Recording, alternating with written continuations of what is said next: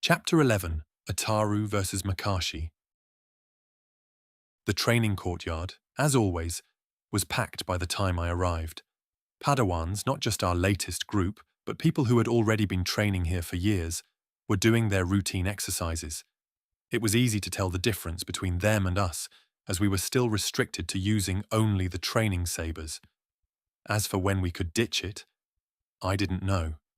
None of us did, and when they pressured me to ask the masters, I never got a straight answer. When the Force wills it, when it's time. Those were the usual responses. Oh, and of course, impatience is not a virtue, and certainly not something a Jedi should flaunt so openly. With a half smile, I tightened my grip on the hilt of my practice saber. The cool metal steadied my thoughts as I stood near the edge of the sparring ring, making me focus on my moves rather than letting my mind wander. I didn't become a beginner Makashi practitioner to then get the title stripped from me already.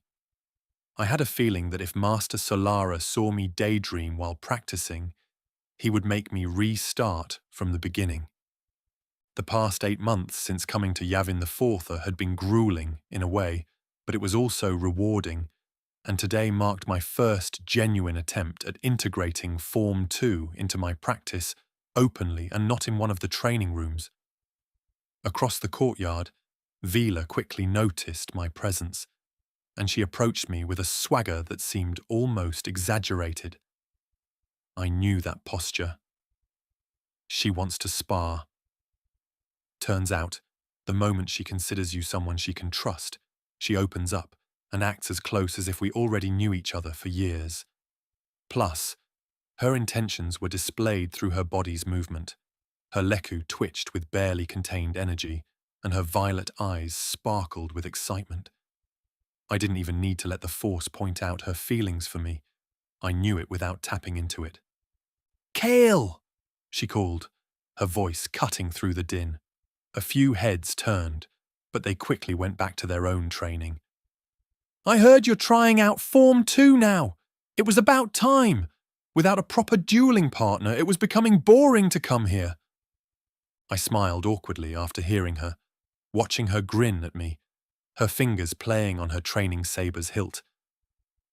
Vila's enthusiasm was always contagious, even if it came with an intensity that made others hesitate and think she was way too brash for a Jedi. She was, but not because she was rude. It was just how she acted.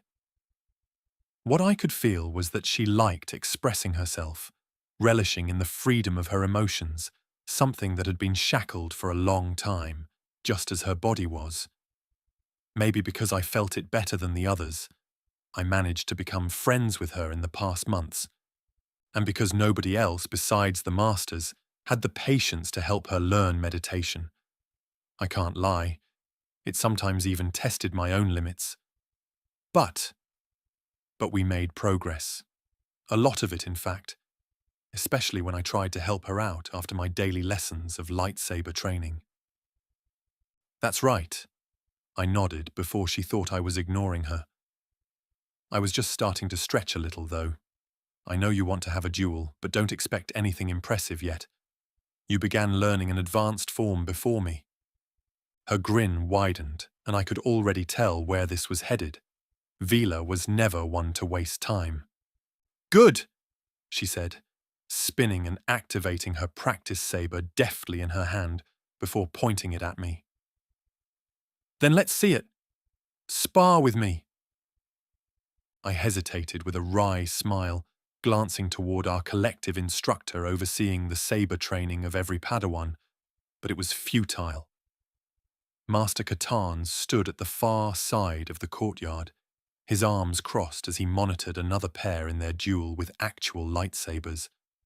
I knew we were in his vision, but he acted as if he didn't even notice us. Maybe he really didn't. "Are you sure?" I asked, watching her face illuminated by the yellow glow as I raised an eyebrow. "You've been training in Form 4, Ataru. Pretty aggressive strikes and fast movements." That's a lot to throw at someone just starting out with Makashi. I tried my last idea to escape, but Vila simply smirked, her tone turning to tease me. What's the matter, Kael? Afraid I'll run circles around you. Isn't Form 2 stronger than my Ataru? I sighed one last time, knowing there was no getting out of it. Fine, I declared, stepping into the designated ring and raising my saber into the classic Makashi salute.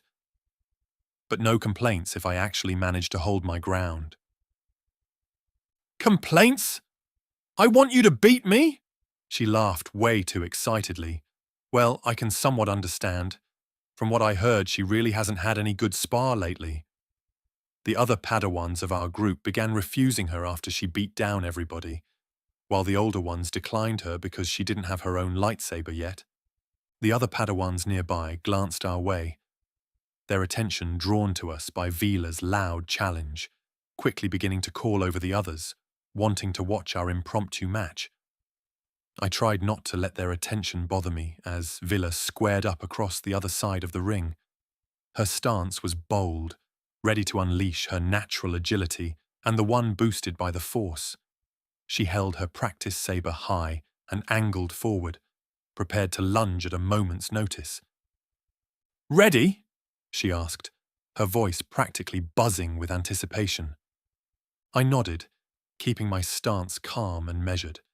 With a deep breath, I put myself into the same trance-like state when training with Master Solara.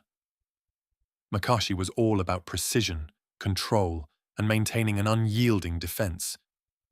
Vila, on the other hand, thrived on overwhelming force and speed. I had to deflect and wait until I could counter her and finish this duel with a clean strike. The moment the sparring match began, she darted forward with a burst of energy, amplified by the Force, her saber flashing toward my right side. I sidestepped, pivoting on my heel to deflect the first attack. Her movements were quick, almost unpredictable, but I managed to keep her at bay with deliberate parries and smooth footwork. Of course, from the outside, it looked like she was chasing me back in the arena. Maybe they even thought I would lose the next moment, becoming another easy win for Vila. "Not bad," she admitted, her strikes coming faster now, "but you'll have to do better than that." I could feel she wasn't holding back by now. She spun into a wide slash aimed at my shoulder, and I countered with a Makashi thrust that forced her to disengage, stopping her combo. My saber's tip hovered dangerously close to her midsection before she darted back, her leku twitching in frustration, but it wasn't a hit. She dodged in time. "You've got the defense part down," she said, grinning, licking her lips. "But where's the flair? The aggression?" "Come on, Kael, show me what you've got." Hearing her, I frowned, keeping my focus sharp. It could be a trick, trying to distract me and my form. Makashi isn't about aggression. It's about control. And if I recall right, Ataru isn't either. "Then control this." Vila's grin turned feral the next moment. She lunged again, her strikes relentless. Her saber swept in wide arcs, forcing me to retreat toward the edge of the ring. Each time I countered, she adapted, pressing harder, her Form 4 training evident in every move. There was no thought of defense, only overwhelming attacks, not allowing me to think of anything else but defending myself. But that is where she made a mistake. Makashi wasn't just about defense either. Otherwise, I would have picked up Form 3. Mine was also about efficiency. Don't exert more power than needed. Always stay in control. This is why, although my chosen discipline was considered one of the most offensive in nature, it had to be one that was most suited to Jedi warriors. To utilize it completely, I had to stay calm, unperturbed by aggression or fear. I had to remain in control of my senses and my feelings. I was waiting for the right moment, when Vila's momentum carried her just a fraction too far forward. and my patience paid out. With a subtle shift, I sidestepped her next swing and angled my blade in a smooth riposte. My saber caught hers and pushed it aside, leaving her open for a counter-thrust. She stumbled back, her violet eyes widening in surprise as the tip of my practice saber stopped just short of the middle of her chest. "Point," I said, lowering my blade with a small, satisfied smile. For a moment, Vila just stared at me, her expression unreadable. Then she laughed, a bright, genuine sound that caught me off guard. I honestly thought that she would be annoyed that she lost. "All right, Kael," she declared, spinning her saber and deactivating it. "You're better than I thought." "Ah, that was so refreshing." "Thanks," I replied, panting slightly as my focus finally wore off. "You're not so bad yourself." Hearing me, she smirked, brushing off imaginary dust from her tunic. "Don't get cocky. Next time, I'm taking you down. I was already in my 3rd hour of training, so I got a bit slower than usual." I couldn't help but laugh too, shaking my head as we stepped out of the ring. Despite Vila's fierce demeanor and relentless energy, moments like these reminded me why I valued her friendship. She pushed me to be better, not just as a Jedi, but as a person. And for that, I was grateful. Maybe I felt like this because the Force was telling me I was also something like this to her. If I could feel the aggression in her, I knew our masters could too. Maybe that is why I was paired up with her more than anyone else. "So, what's next? Going in? Meditating?" I asked, glancing at her from the side. "The archives?" She shrugged, her smile turning into a frown. "Ha. I'm going to need to go through a test soon, proving I caught up with the fancy pants like you." "Reading and the ability to multiply isn't a fancy capability." I chuckled, catching an elbow between my ribs. "Ugh!" "I knew you were a fancy pants," she harumphed, looking at me with just one eye. "The way you carry yourself says enough, plus you are buddy-buddy with everyone." "Am I that popular?" "I don't think so." "Sure," she answered instantly. Master perfection. "Hey, unfair," I moaned, finally easing the pain in my side. "I am far from the best student." "But you didn't deny you are from a noble family." She harpooned back on the topic, and whatever some of the others may think, she wasn't stupid. She caught on to clues very quickly. She just didn't mention it until she was asked. "Because I am not," I answered after a momentary pause. "Not anymore." Vila only studied my face for a slight second before stretching her arms, moaning, "I'm hungry. Want to grab a bite?" "I came to practice." "I think I saw some nice food in the cafeteria while coming past it," she continued, holding my arm and pulling me along. "Ha. There it is." I couldn't help but smile and follow along, postponing my training a little. She understood I wasn't in the mood to talk about it, and she never tried pressing it. It was a mutual thing between us because I also never asked about her past either. I noticed the signs, both physical and those emanating from her through the Force, but never brought it up.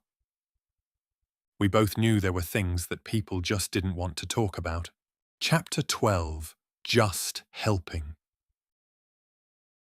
It was a particularly lazy afternoon, something that would be counted amongst the rare days within the temple, at least in light of the past year. I think one of the reasons why it felt like that was that half of the masters were away, taking their Padawans along with them. I realized this was the norm, usually, as Jedi were mostly out in the galaxy, helping where they could and going away, doing their own missions. They simply returned when we arrived, primarily to teach us the basics and probably to examine us, even if we never talked to many of them. They would have watched us without us realizing before leaving again, committing us to memory. I was sure of it. Leaving the library, I made my way toward the common area, and I couldn't help but notice how the remaining groups of Padawans naturally clustered.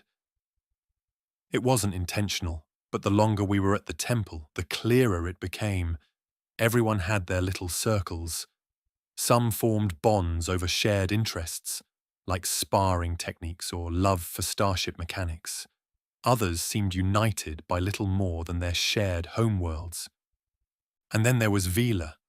She wasn't hard to spot. Leaning against a tree at the edge of the training field, arms crossed, her violet eyes scanning the crowd, probably waiting for me so she could drag me away to spar with her. Others weren't really interested in substituting me as her opponent. She wasn't the kind of person to join a group anyway, but that didn't mean she was entirely alone either. Plus, over the past months of daily battles, we'd become something close to actual close friends. I paused for a moment, feeling her gaze land on me, and I offered a small wave, watching her posture shift. "Here we go," I thought to myself.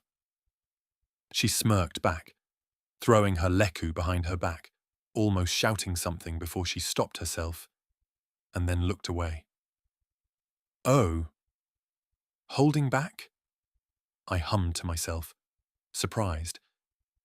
Well, maybe she heard that some of the people began asking me if I was being bullied, dragged away by her to fight in some kind of death battle every day. Maybe she tried holding herself back because of it. I almost laughed out, finding it hilarious. I didn't mind our sparring bouts at all, on the contrary. It was helping me get better much quicker, and I already told her this 1,000,000 times. Well, that doesn't mean I don't appreciate a day when I can rest a little. As I continued walking, knowing today's lightsaber duel wouldn't last 4 hours, a familiar voice called out behind me, "Kael, wait up!" I turned to see Jarlo Vreek, the Rhodian Padawan with a knack for dramatics and a hero complex that could fill the Jedi archives, catch up to me. His rush turned into jogging, and his bright green skin was especially vivid in the sunlight. Since I helped him break through his fundamental meditation problem, he also was someone who opened up to me completely. And he was a walking history encyclopedia. When he learned, I spent a night in the library reading about our Grandmaster. He just started stating facts, facts, more facts, and then his ideas on how certain events could have or should have played out, followed by dozens of what-if scenarios. "J-Lo," I greeted with a smile. "Let me guess, you've got another bold plan to save the galaxy?" He chortled, adjusting the strap of his utility belt and tucking something back into one of its compartments. "Not today. I need a hand with meditation practice. I can't get the rhythm right for revitalization to forego sleeping. You've got that knack for it. Figured you might help me out." "Sure," I shrugged, keeping up my smile. "I've got some time." Maybe Vila saw him approach me. That was why she didn't come over to me? Wait, was I some kind of training dummy, being passed around between the other Padawans? Oh well, I am happy they asked me for help, so it doesn't matter. We found a quiet corner near the garden paths, where the chatter of the other Padawans faded into the background. Jailos settled into a cross-legged position, his brows furrowing as he tried to focus. For a brief training session, it should be peaceful enough out here. "Breathe in," I said, lowering myself onto the grass across from him. "Feel the air filling your lungs, like waves flowing in and out." He closed his eyes, following my lead. I extended my senses, reaching out with the Force to subtly guide him. I wasn't trying to influence his mind directly. That would be invasive. Instead, I was trying to create an atmosphere of calm that he could latch onto. "That's better," I said after a few moments. J-Lo's breathing steadied, and his tension began to ease. A faint smile crept onto his face as he followed my guidance. It didn't take long, only half an hour, for him to feel the improvement, his mind and muscles refreshing thanks to the meditation technique we were taught. A moment later, he carefully cancelled it and opened one eye to glance at me. "How do you do it, Kael?" he asked, sighing. "You always know exactly what to do. It's like you can just tell what people need." I shrugged, not wanting to explain the truth. My force sensitivity made it easy, too easy sometimes, to pick up on others' emotions. There were moments when I felt that I was intruding on them without being invited. Occasionally, I felt I was doing something wrong because it wasn't just about reading body language or guessing their moods. I could sense their doubts, frustrations, and hopes, and I knew instinctively how to respond without thinking about it. "It's just practice," I said, deflecting. J-Lo nodded, seemingly satisfied with my answer, and we returned to meditation. After a while, he seemed to find his own rhythm, deviating from what I was showing, which was good. Everyone had their own ways, so I left him to it and made my way back toward the common area. As I rounded the corner, I nearly collided with Iowi Murtak, a senior Padawan who had been at the temple for years. He looked down at me, his expression unreadable, though his presence in the Force felt sharp, like a blade hovering just out of reach, drawn out of its sheath. "Kael," he said, his tone neutral. "Iowi," I replied, stepping aside to let him pass. But he paused, his eyes narrowing slightly. "You're quite the popular one these days." I blinked, caught off guard by his words. What does that mean? Older students rarely talked with us. They had their own studies to focus on and their own groups of friends, and I could feel that he wasn't harbouring friendly emotions toward me. Quite the opposite, in fact. "I just try to help where I can," I answered, trying to diffuse the situation. He studied me for a moment longer before walking away, his footsteps echoing against the stone floor. The encounter left a strange weight in the air. His words weren't outright hostile, but they had an edge that lingered in the air. Shaking it off, I continued to the common area, where a group of younger Padawans had gathered around a table, laughing and chatting. Among them was Vila, too, sitting on the edge of a bench, her arms resting on the table as she listened to the conversation, with a faint smile. "Hey, Vila," I said, sliding onto the bench beside her. "Kael," she greeted, her tone casual but warm. One of the younger Padawans, a Zabruk boy named Tina, looked up from the conversation and grinned. "Kael! Vila was just telling us how you beat her in sparring yesterday." I shot Vila a surprised look, and she shrugged, her smile widening, finally opening up to others. It was about time. And wait, telling them about how I won, not about how she won more. Our current score was 51-64 and 4 ties. "I told them it was a fluke," she said, her tone teasing. "But yeah, he got me, just once." The group laughed, hearing her say it like that, and I felt a flicker of pride mixed with embarrassment. "Well, don't get used to it," Vila added, poking me in the arm. "Next time, I'm taking you down. Again." "I want to see that match," the Nautolan boy laughed. As the conversation continued, I couldn't help but feel a sense of belonging. The other Padawans' laughter and fellowship were genuine, and for a moment it felt like I finally was amongst genuine family members, part of a proper clan. But even as I sat among them, I felt a faint ripple of unease through the Force. Glancing around, I noticed Iowi appear, standing in the doorway, his arms crossed as he watched us. No. He was watching. Me? His presence was heavy, his emotions clouded with something I couldn't quite place. When our eyes met, he turned and walked away once again, leaving a strange tension in his wake. Was he following me? Observing me? What the hell? Vila also noticed as she nudged me, drawing my attention back to the group. What's with the face? You look like you've seen a ghost. Nothing. Just thinking. I shook my head, offering a slight smile. She studied me for a moment before letting it drop, turning her attention back to the others. As the afternoon wore on, the group began to disperse, some heading to the archives, others to their rooms. Only Vila remained, leaning against the table as the sun dipped lower in the sky. "You're always thinking," she said after we sat there for about 10 minutes, saying nothing. Her tone was much softer now than how she acted when others were around. It was just how she was, only showing her vulnerable and caring side to those she truly felt a connection with. "What do you mean?" I glanced at her, surprised by the shift. "You're good with people," she stated clearly, her eyes meeting mine. "Better than most. But sometimes it's like you're trying too hard.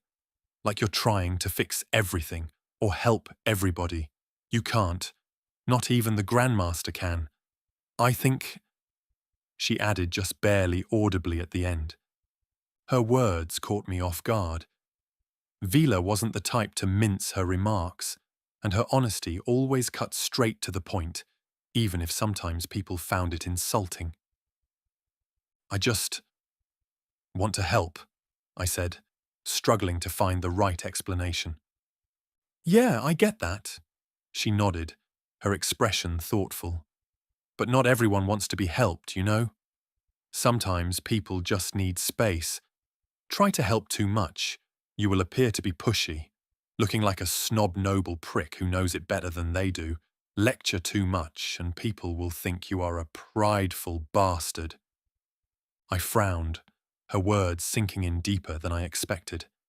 She wasn't wrong. My sensitivity to others' emotions sometimes made me overstep without realizing it. Was I truly like that? Ugh, I need to control myself if that's the case, or else I will turn into my father. "I'll keep that in mind," I shrugged, feeling a bit weird. "Good," she chuckled, her usual energy returning. "Now, let's go. I'm starving and you're buying. The prize of my invaluable consultation." "Sure?" I laughed, shaking my head as I followed her toward the cafeteria. It's not like we were paying with money for anything here anyway. For all the connections I'd made, Vila remained the one constant. As much as I tried to help others, her blunt honesty, never really asking for my help, but accepting my suggestions when I gave them. In turn, she always told me what she was thinking, even if it was something I may not like. Well, wasn't honesty a trait of the Jedi? I believed so. Still, I couldn't shake the feeling that not everyone shared her perspective. Yowi's lingering gaze, his sharp presence towards me in the Force, it almost felt like he was making sure to keep me away from him. It wasn't the first time I'd sensed it, and I doubted it would be the last. Chapter 13. A Jedi Trial. 1. The morning sunlight filtered through the towering trees of Yavin 4, their leaves casting shifting patterns on the temple's stone floor as I walked towards the training grounds. The air was fresh but heavy with humidity, a sensation I had grown used to over the months, no longer bothered by it. Still, today was different because excitement and a bit of nervous energy dominated the Padawans and, of course, my feelings. Arriving, I already noticed that not all of us were there, only a handful. So, not everyone was invited, huh? I wasn't the last to arrive, luckily. But even when everyone was there, we were only 8 people. And of course, The one who sent us the message the previous night, Ben Skywalker.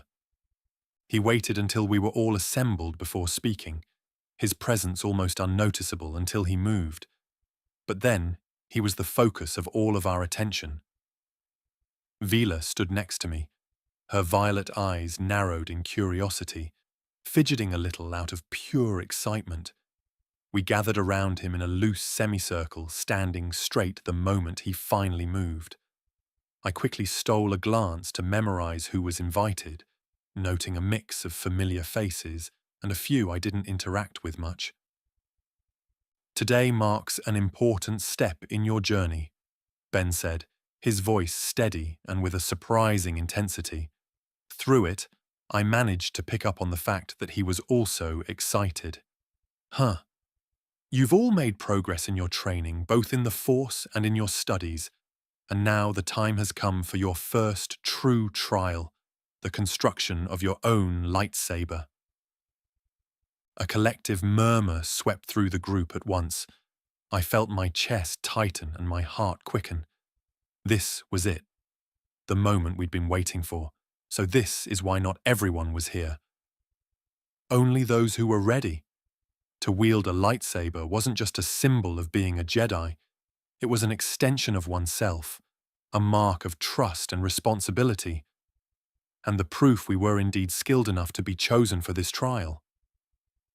You will travel with me, Ben continued, his piercing blue eyes sweeping over us, to a place known only to us, to the Jedi. It is a world untouched by the galaxy's conflicts, a world where the Force is strong and the kyber crystals you need for your lightsabers grow in abundance. It is called Kyrinas. I tried to think back to the planets I learned about, although it was futile. He said enough. It is an untouched world, so of course nobody would have mapped it. We leave this afternoon, he continued, so take the next few hours to prepare. Bring only what you need. This will not be an easy journey, but it will be one of the most important steps in your training. How long will we be gone? Vila asked suddenly, but Ben just smiled, answering with something that was not an answer. As long as everyone passes, or fails. With that, he turned around, leaving us there a bit gobsmacked. As our group dispersed, the energy among us shifted. The previous pure excitement was now mixed with tension and apprehension of the upcoming trial. So, we could fail. Vila nudged me as we walked back toward the living quarters, her leku twitching as she whispered. A lightsaber, she murmured, her tone caught between disbelief and anticipation. I thought they'd make us wait years for this.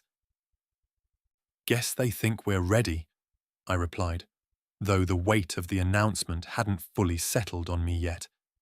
But I pushed the fear of failing down deep, trying to ignore it. It seems like. I was worried I wouldn't be. Phew! Thanks. She chuckled, punching my shoulder. For what? I asked with surprise, but she just rolled her eyes, entering her room and closing the door behind her.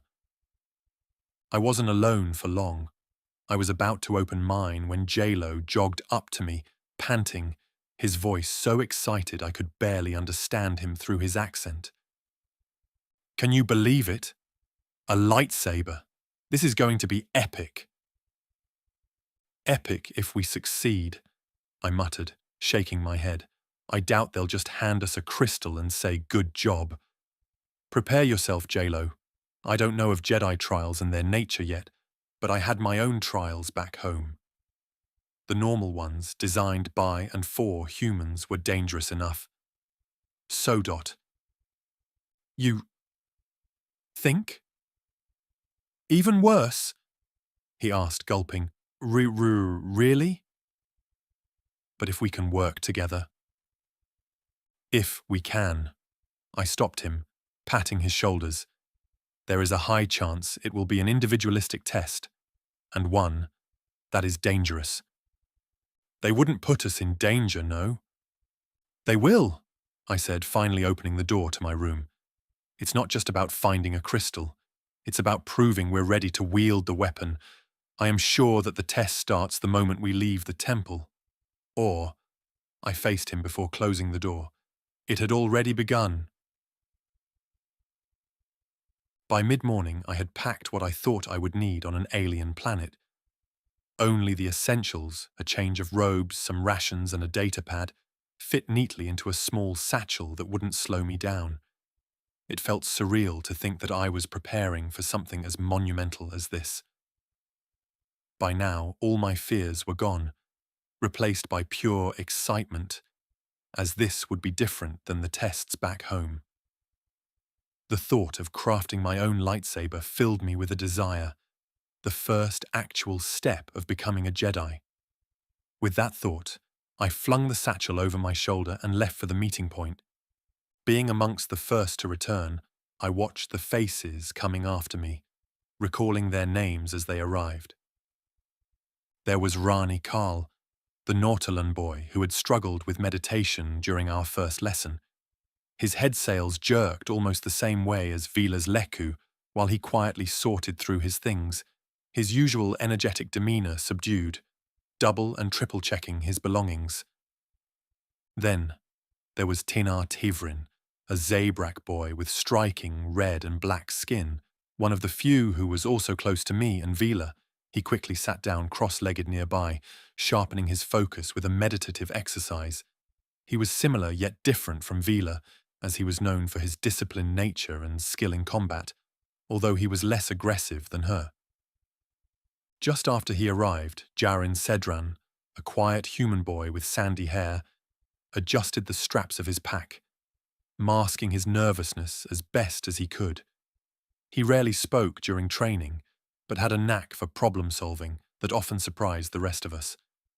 I think I only exchanged a few words with him since arriving, but we did nod at each other as our gazes met. Not everyone was eager, though. I caught Aren Drelis, a Corellian Padawan, throwing a skeptical glance my way when arriving. Aren wasn't unfriendly, but he often kept his distance, and I couldn't shake the feeling that he didn't trust me. Since I had my talk with Vila, I guessed he disliked the way I acted, and I wouldn't blame him for it. So, I never tried pushing it, keeping a respectful but distant attitude towards him. "Ready for the big adventure, Varo?" Aren asked as he walked past me. His tone was light, but there was an edge to it that made me tilt my head. I didn't expect him to say anything to me, so I blinked my eyes, remaining silent for a moment or two. "As ready as I'll ever be," I answered, keeping my voice even.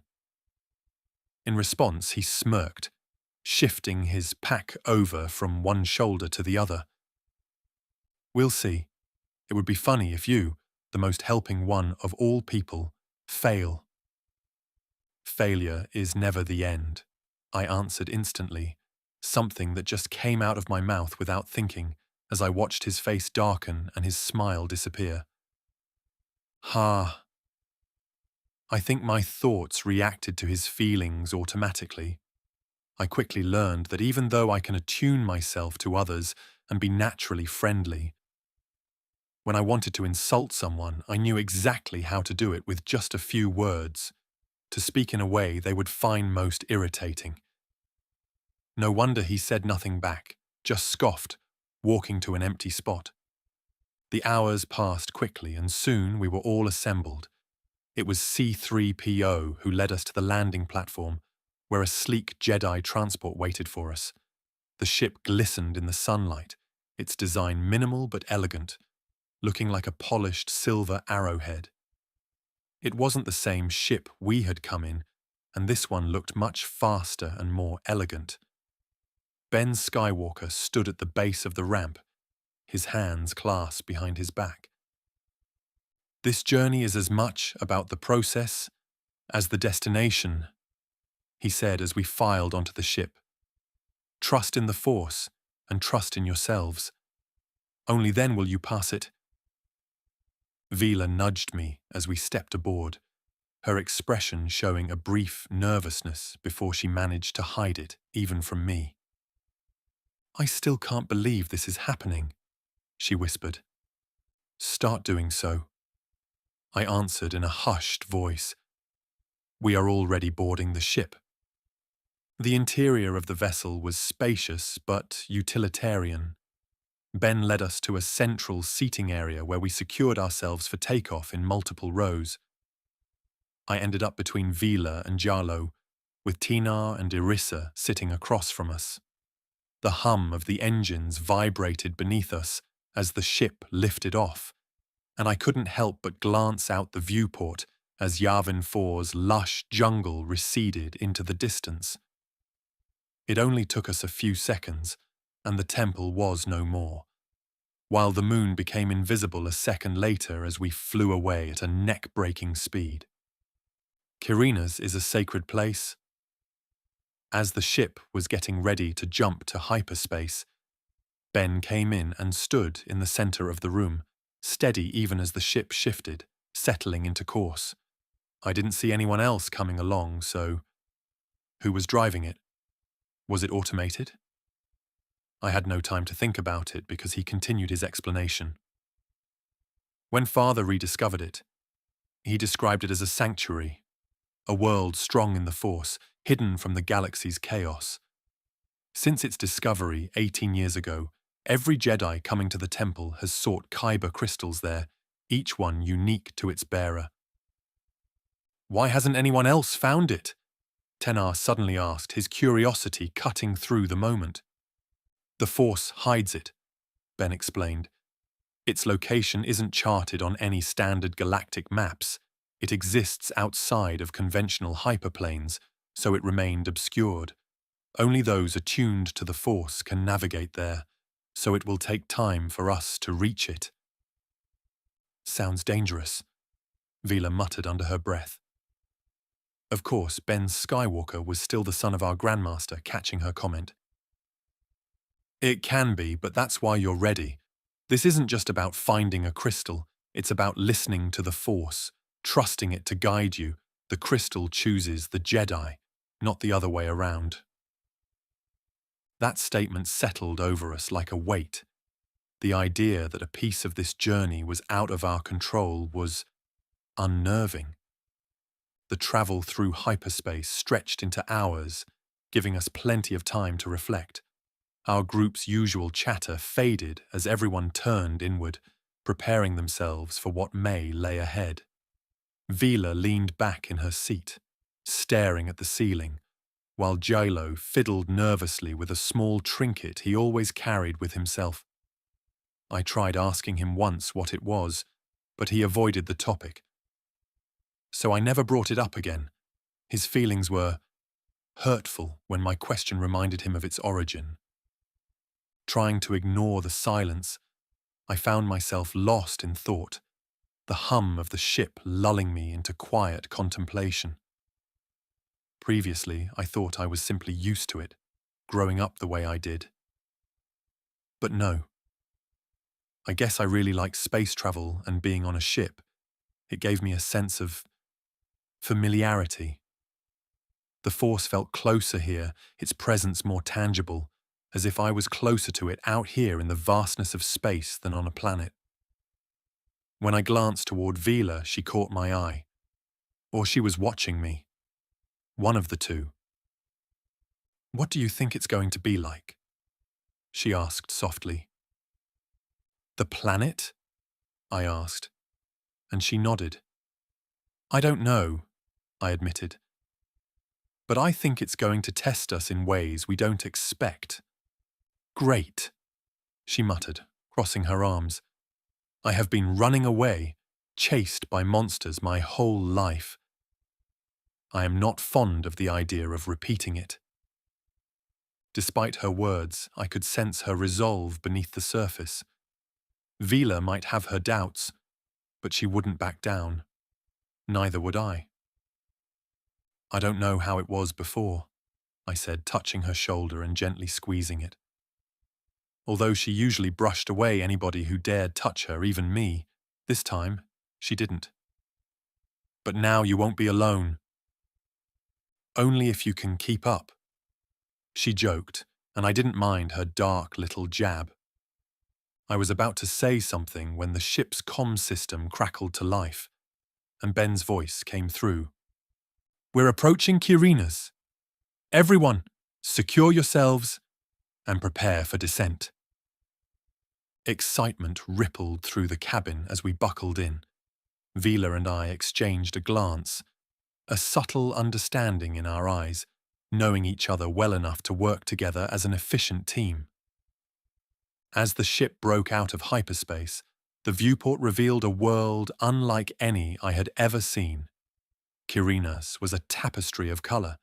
Vivid green forests blanketed the surface, interspersed with crystalline, almost sparkling or glowing mountains that shimmered in the light of its blue sun. A sense of serenity radiated from the planet, yet beneath it, I felt something deeper. Something waiting. For us all. Chapter 14, A Jedi Trial 2. As the ship cut through the atmosphere, I could feel it shaking and trembling a little, but the dampeners within it very quickly absorbed it all. A moment later, we cut through a layer of soft, white clouds, approaching a massive continent from the direction of a calm blue ocean. It didn't take long to reach it and fly over beautiful and dense jungles until we arrived at a mountain range and a wide clearing before it. Looking out of the viewport, there was clearly a landing pad built here, bearing our Order's emblem. The ship took one descending round around it before it touched down with a gentle hiss, the engines powering down as we gathered our belongings, ready to disembark, following Ben Skywalker out into the open. The airlock opened with a pressurized release, and the ramp descended with a mechanical whine, connecting us to this faraway planet. To my surprise, it wasn't Ben who descended first, but a blue-white R2 unit. Now I knew who flew the ship while Ben was talking to us. Following them, the first step off the ship was like entering another world, or maybe another realm entirely. The air was crisp and tinged, with an almost imperceptible hum, as if the Force itself whispered through every particle floating around us, visible in the sun's thick rays filtering through the clouds. The trees here were unlike anything I'd ever seen, their bark shimmering faintly, as if partially made of crystallized material, catching and holding the light of the blue sun. That was not all. Crystals jutted out from the ground almost wherever I looked, around or in the trees, probably down in the ground below the mountains too. I could feel it immediately. The Force was much more alive here, flowing freely and unimpeded as if boosted by some kind of unseen power. It wasn't like Yavin 4, with its wild, untamed energy. Kirina's felt purposeful, harmonious, and aware. Although I was unsure of the last bit. This place, Vila whispered beside me, her violet eyes wide in shock. It feels like it's watching us. So, it wasn't just me. Every step forward felt like a test in itself. The planet's gaze, or more precisely, the Force weighing us, measuring us. I tightened my grip on my satchel, pushing the unease of being watched aside, trying to ignore it. This was part of the trial, I reminded myself. This was what we came for. Ben led us down a winding path from the landing pad, the crystals lining it glowing brighter and in more color variants as we moved deeper into the forest. He didn't speak, and neither did we. The only sound was the R2 unit's wheels rolling on the stone-paved road, sometimes whistling something in its binary language, something I didn't understand. After 10 minutes of walking, the path opened into a circular clearing, the forest canopy above it framing the blue sun like a perfect halo. This wasn't just a natural formation. Maybe it was, but not at the same time. I can't really explain why I felt like that. Shaking my head and refocusing, I noticed that not that far from us, in the center of the clearing, were small, flat stones arranged in a ring, each one large enough for someone to sit on, exactly enough stone for our group to stand or sit on. "Take a seat," Ben said, his voice low but firm, serious even. We obeyed, each of us taking a spot on the stones. I chose one near the edge of the circle, the crystalline ground beneath me cool to the touch even through my robes. Vila settled a few stones away, her leku twitching as she cast a nervous glance my way, his eyes darting back and forth. I could feel her instincts nagging at her, some bad experiences from her past. So I nodded at her with a reassuring smile, offering what comfort I could. After we took our spots, Ben stood in the center of the circle, his gaze sweeping over us. "This is where your journey begins. Close your eyes. Breathe. Feel the force around you, not just within yourselves, but within this place. Kairenas will guide you if you let it. This is as far as I can take you. From here on, it is up to you, young Padawans." With a gulp that was maybe louder than I intended, I closed my eyes, exhaling slowly as I let the noise of the forest wash over me. The droning sound of the crystals, the rustle of the trees, the faint whispers of the wind, it all blended together, pulling me deeper into the moment. The force flowed around us, through us, binding us to this place in a way I'd never experienced before. It wasn't just a presence, it was an entity to itself, each of its trembles resonating with the crystals, the planet, and even the smallest life forms present here. Yes, the moment I slipped into my meditation, I could feel it. There were animals living in this world. Of course, in such a lively feeling place, there would be a living, breathing ecosystem. Yet they were all different from normal animals, and I knew that they were just as attuned to the Force as each and every one of us. I felt my thoughts quieting, pulling myself away from them, not wanting to draw their attention. The tension in my chest eased as I did so, and I sank into a deeper, more profound meditation. The world around me faded, replaced by the endless expanse of the Force. It was like floating in the vastness of space, weightless and free, with no barriers between myself and the galaxy. And then I felt it. There was a sudden pull, faint at first but growing stronger with each passing moment and becoming apparent as I focused on it. It wasn't a sound or a vision, but a sensation, a deep, resonating call that tugged at the edges of my awareness. My eyes snapped open a moment later, the clearing coming back into focus. The others were still in meditation, their faces calm and serene. It looked like I was the only one awake, but one sensation remained with me. The pull was insistent now, guiding me toward the edge of the clearing, leading me beyond. "Kael!" Ben's voice cut through the silence, quiet but clear. I turned to him, unsure of what to say, but his eyes were encouraging me. "You felt it," he said, a faint smile tugging at his lips. It wasn't a question. I nodded, understanding what he meant. I knew what was calling for me, my own Kyber crystal. "Go," he instructed, stepping aside to let me pass. "The crystal calls to you. Follow it, and trust the Force." My heart raced as I stood, hesitating for a moment before stepping out of the circle. The path ahead seemed to shimmer with an ethereal light, guiding me forward into the unknown. I had to go alone. "Don't be afraid, Kael," Ben said, watching me. "Let the Force guide you. We all have our paths, and if the Force wills it, it crosses with others' paths. Sometimes it may merge with theirs, then diverge again to become one once more in the future. Or maybe it won't. However, in the end, it is ours to walk it, and ours alone." I cast one last glance at the group, but none of them stirred. Vila's face was peaceful, her usual energy subdued in the depth of her meditation. Even Jalo was lost in it, which, in his case, was a wonder.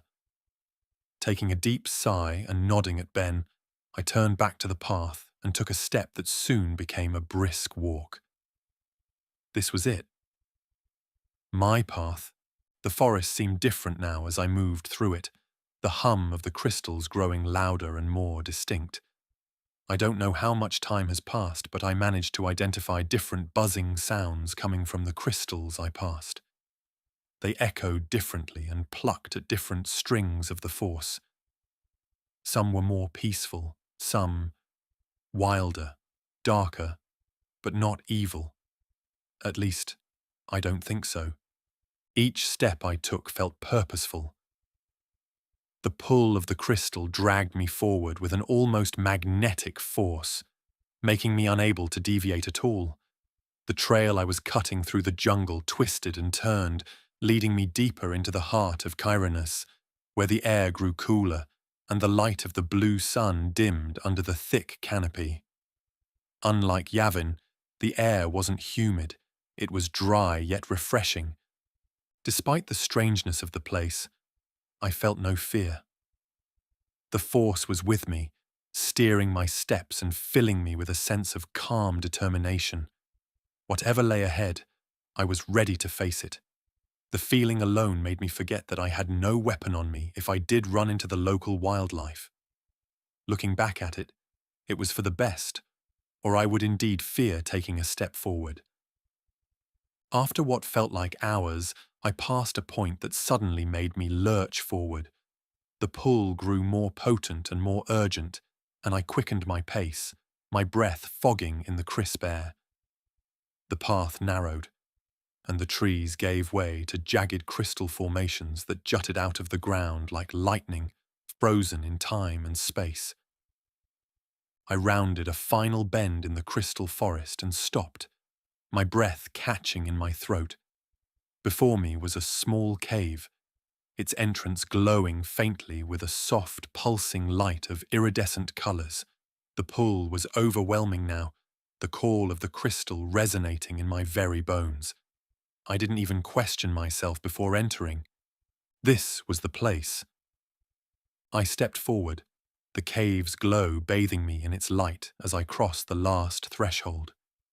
The air inside was cold and still, and the walls were lined with clusters of kyber crystals that shimmered like stars.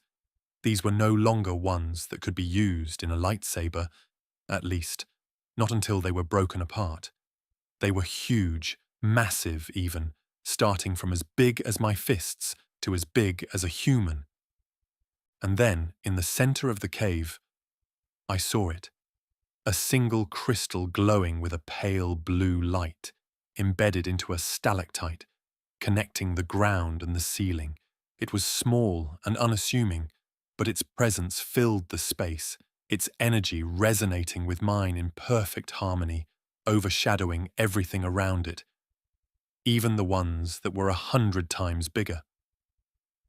I took a deep breath and reached out, my hand trembling as I drew closer. The crystal seemed to respond, its light growing brighter as I touched it. The moment my fingers brushed its surface, a surge of warmth and clarity flowed through me, the force singing in my mind. This crystal was mine. My partner. I closed my fingers around it, holding it close, and it broke free of the stalactite as if it were made of paper, coming free at once. The moment I held it in my palm, the pull that was overwhelming suddenly faded, replaced by a profound sense of connection and purpose. And then, everything went dark. Chapter 15, A Jedi Trial, 3. When I opened my eyes, the world felt heavy, the air thick with a stifling weight. As always, I was lying in my bed, greeted by the grey ceiling of my room. Slowly, I sat up, and the light came on automatically, illuminating the bare-bone hole that served as my personal chamber. I was home. I blinked my eyes, trying to make sense of the sudden shift that was giving me a strong sense of vertigo. Standing up and looking out the window, it was early morning. Was I dreaming of something? I don't remember. But whatever it was gone as I opened my eyes. And I was here. Home. Dressing up and exiting my room, I walked the polished marble floors, watched the high arched ceilings, and looked out through the towering windows that framed the ever-cloudy skies of Iskandar. Why did I feel as if it should be different? This was the estate of House Valtherion and it stood around me as if I'd never left. Yet something was off. Wait. Leaving, I muttered after hearing my own thoughts. I never left. Did I? The weight I felt before was pressed on my chest again, a dull ache that radiated through the force. It wasn't the physical sensation of being smothered. It was something deeper tied to this place. Memories, expectations, and my family's stringent demands. Kael! The voice jolted me. It was sharp, commanding, and impossibly familiar. No, it was more than that. It was similar to mine. I turned, and there he was. Yuuzhan, my eldest brother. He was clad in the pristine uniform of an Imperial officer, looming over me like the absolute manifestation of authority. His golden blonde hair was perfectly combed, and his sharp blue eyes were cold and unrelenting, used to issue orders to everyone around him. "What are you doing, standing there like a fool?" Yuuzhan barked, his tone razor-sharp. "You're late for training." My voice faltered. I couldn't find the words. Facing him, I always felt a heavy air of oppression washing over me, and I could barely find the proper words to speak and answer him.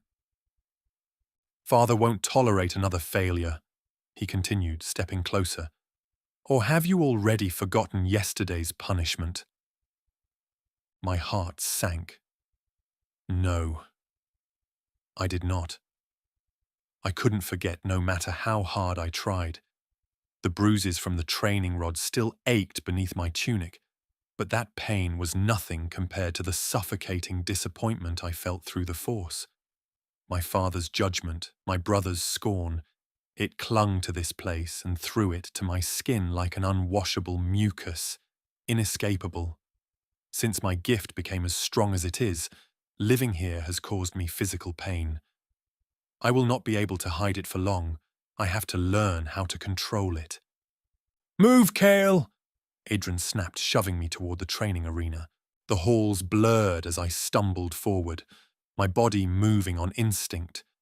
The weight of my family's expectations mounted on my senses with every step, each breath harder to take than the last. By the time I reached the entrance, my hands were trembling. The training hall was vast and cold, its walls lined with racks of swords and blunted sabres. The floor was polished to a mirror sheen, reflecting the rigid forms of my father and two older brothers standing at its center, here to oversee my training. Father was as imposing as ever, his silver hair swept back, his harsh gaze sharp enough to cut steel. He didn't speak as I entered, but his disappointment was palpable, a wave of disdain that crashed over me through the force. Was it about yesterday? Or how I appeared now? "You're late," he said finally, his voice low and measured. Again. To his words I bowed my head, swallowing hard. "I'm sorry, Father." "Sorry doesn't matter," he replied. "Results do. Yuuzhan and Zarin have already completed their drills. Your instructor is waiting. Don't embarrass me further." I nodded, stepping onto the mat where my fencing instructor waited. Instructor Vong was a tall, wiry man with lean features and a perpetually grim expression. If I recall correctly, he fought in the Yuuzhan-Vong Wars, was injured in one engagement, and missed out on the final push. As for what his injury was, I didn't know because he was still a ruthless swordsman. He held a blunted practice blade, the tip resting lightly against the floor as he watched me approach. "Take your position," Vong ordered, his tone clipped. Unlike when teaching my brothers, he never used honorifics when addressing me. I couldn't argue, not that I wanted.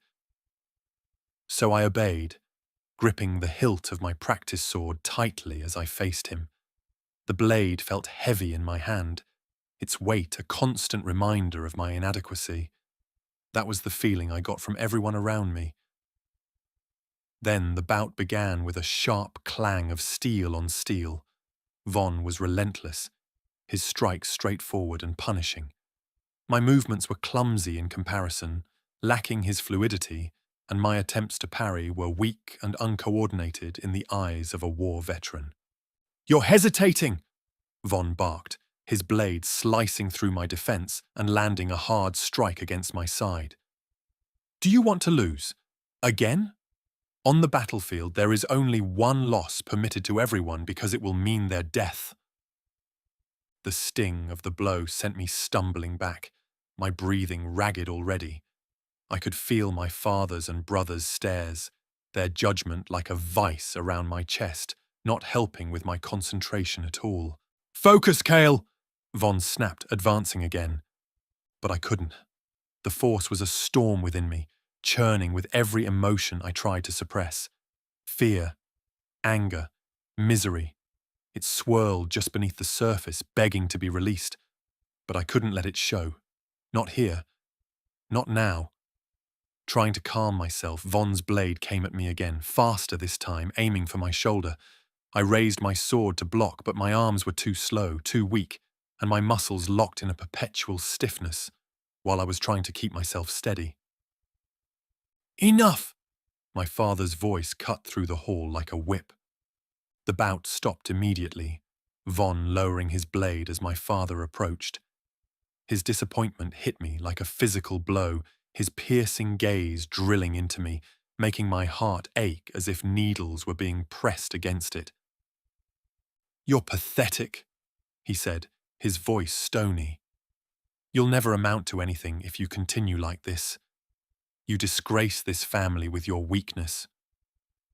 The words were not new, but somehow every time I heard it, each one cut deeper than the last. I could feel tears burning at the corners of my eyes, but I refused to let them fall, not here. "I'm sorry, Father," I whispered. "Sorry won't make you strong," he snapped, repeating the same idealistic mantra.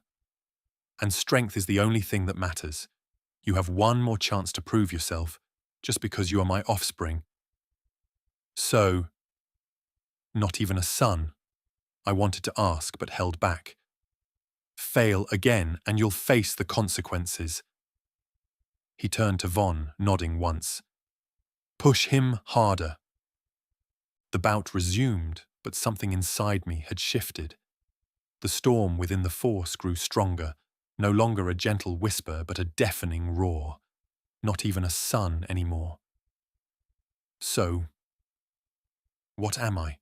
Every strike from Vong pushed me closer to the edge, every failure fueling the fire within me. Was I being expelled? If so, then who I am?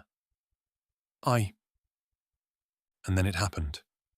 Vong's blade came at me in a rapid arc, aimed directly at my chest. Panic surged through me, and I acted without thinking. The force exploded outward, and I used a technique that I was familiar with, yet not at the same time. I knew that it was a saber-wielding stance, a move that I learned, but when?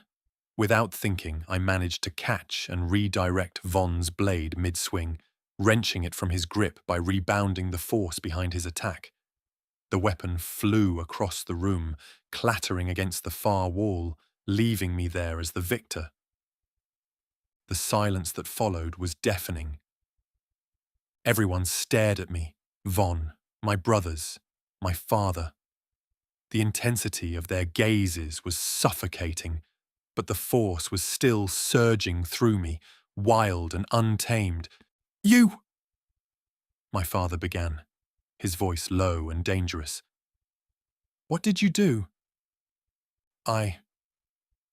My voice faltered. "I don't know." "You used it!" he spat, his expression twisting with anger. "The blur!" "The speed behind your hands, I saw it once. The force. I should have known. Your irregularities now lay bare, Kael. It now makes sense."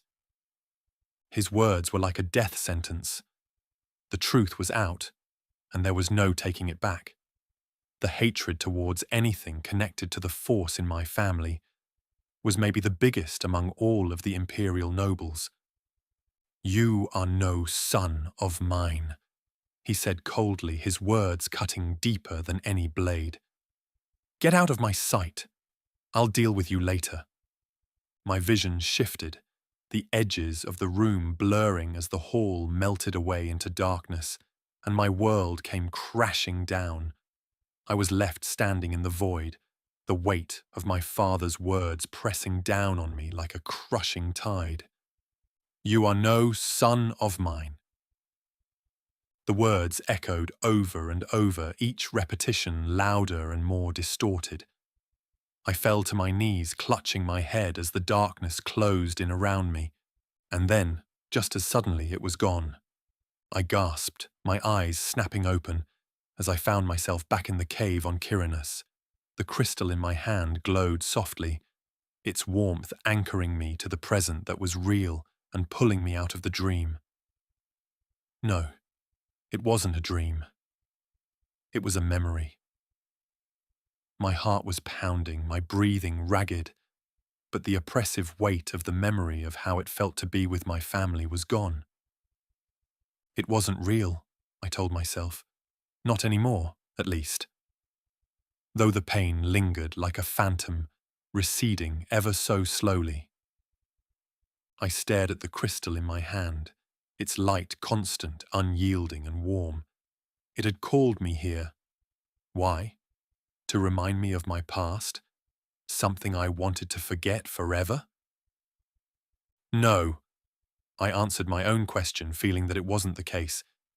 It led me here not to torment me, but to remind me of who I was and who I could become. I was sure of it. I felt it. Ignoring the past is not the Jedi way. The Grand Master's words were very clear in his teachings and notes in the library. We must accept our past and use it to better the future. If I keep it buried and just ignore it, it will be a problem for me later. "Isn't that true?" I asked the crystal in my hand. "Thank you," I whispered, clutching it tightly as I rose to my feet. "Let's head back. A long walk will help me clear my thoughts." Chapter 16.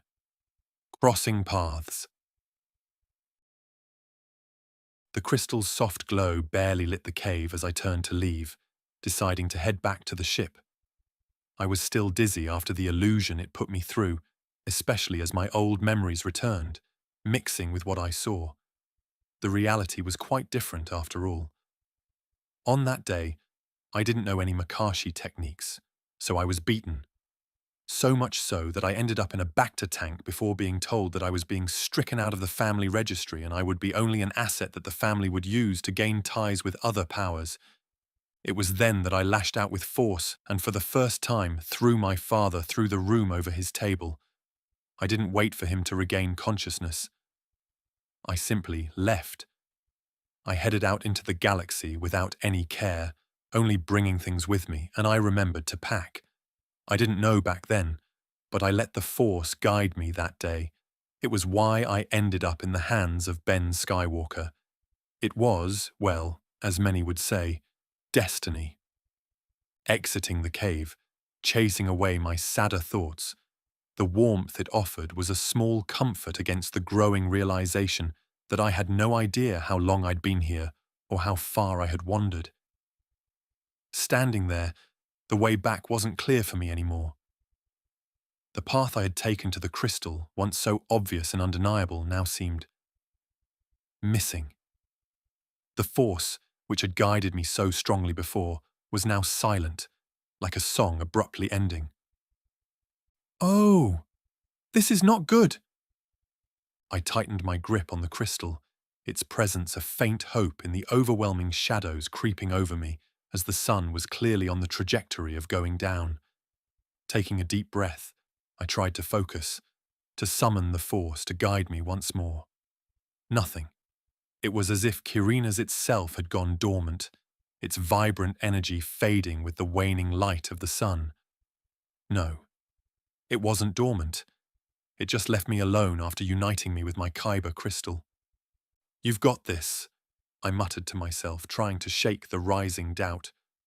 One step at a time.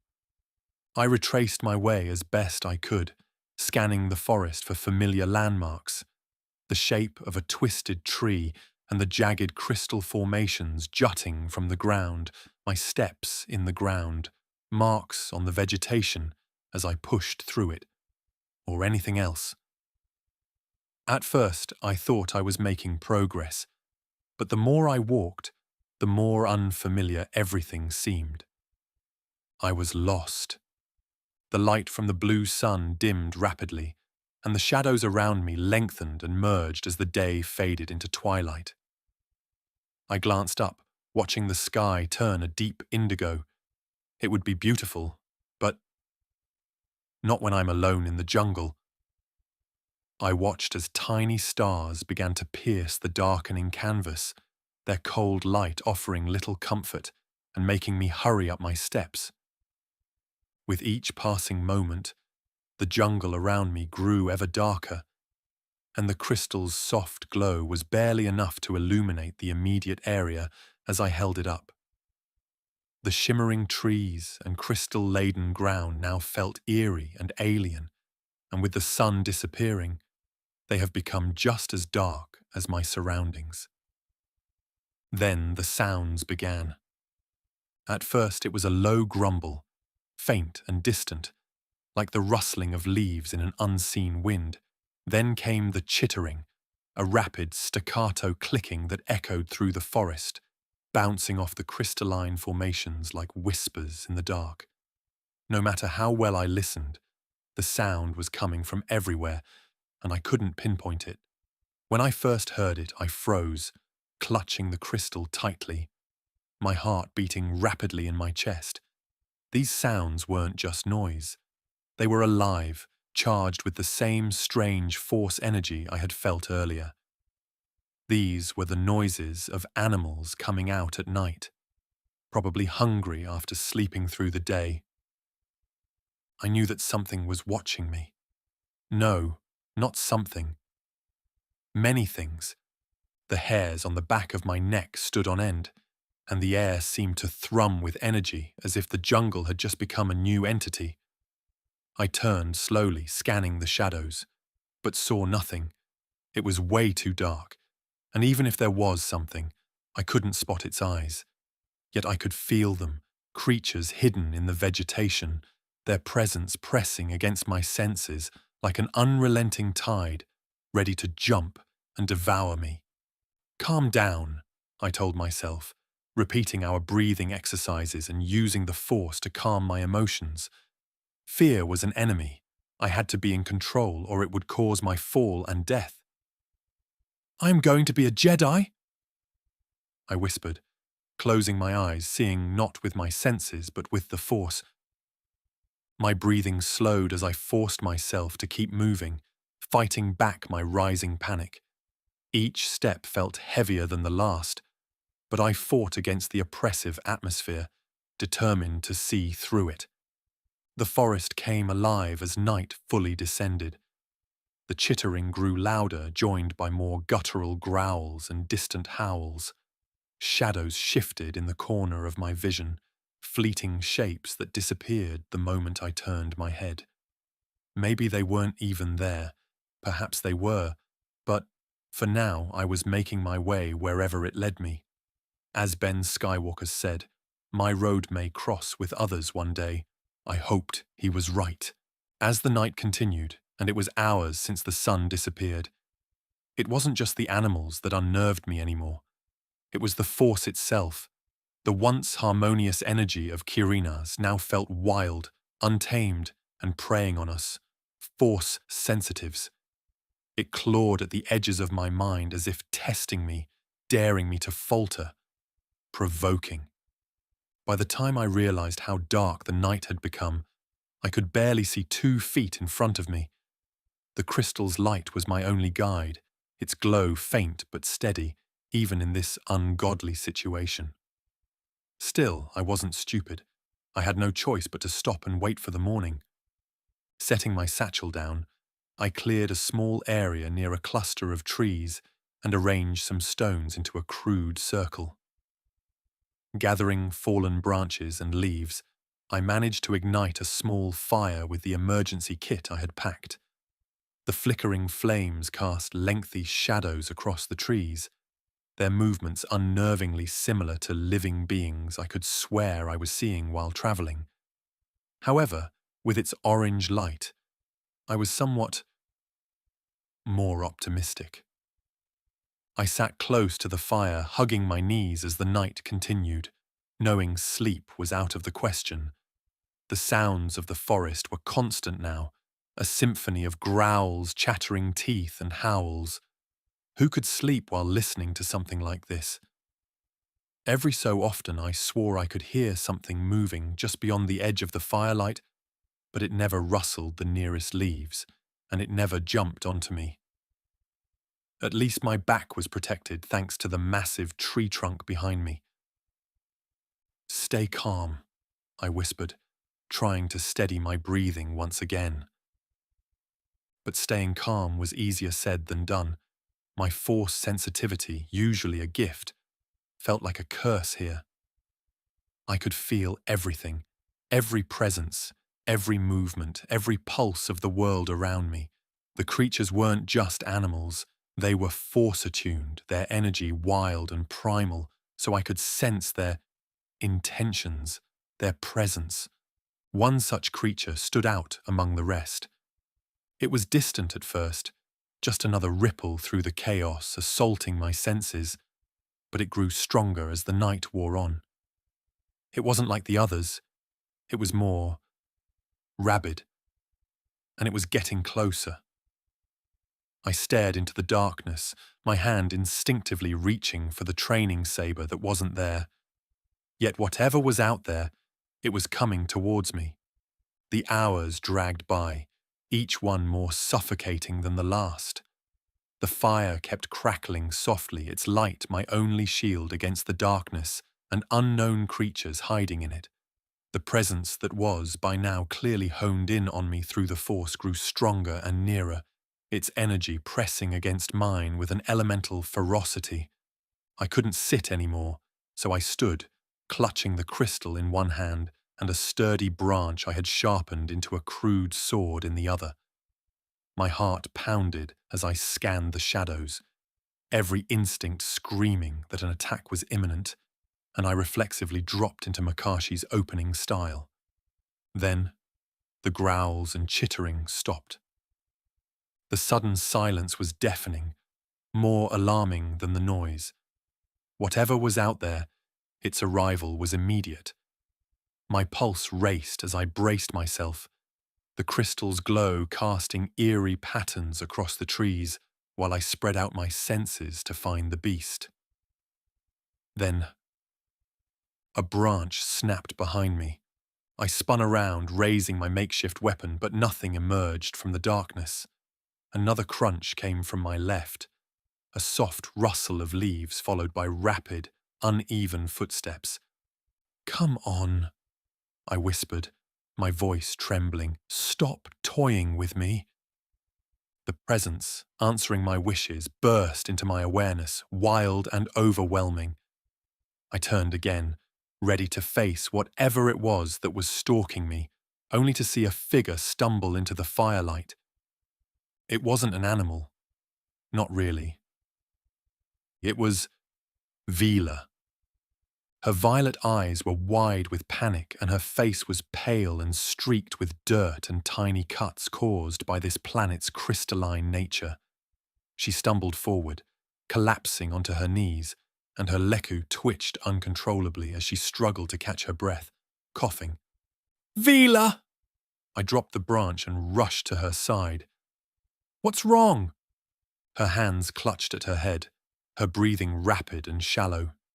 She didn't answer, her eyes darting around wildly as if expecting something to attack at any moment, barely recognizing my face, only registering that I was a human and not a monster.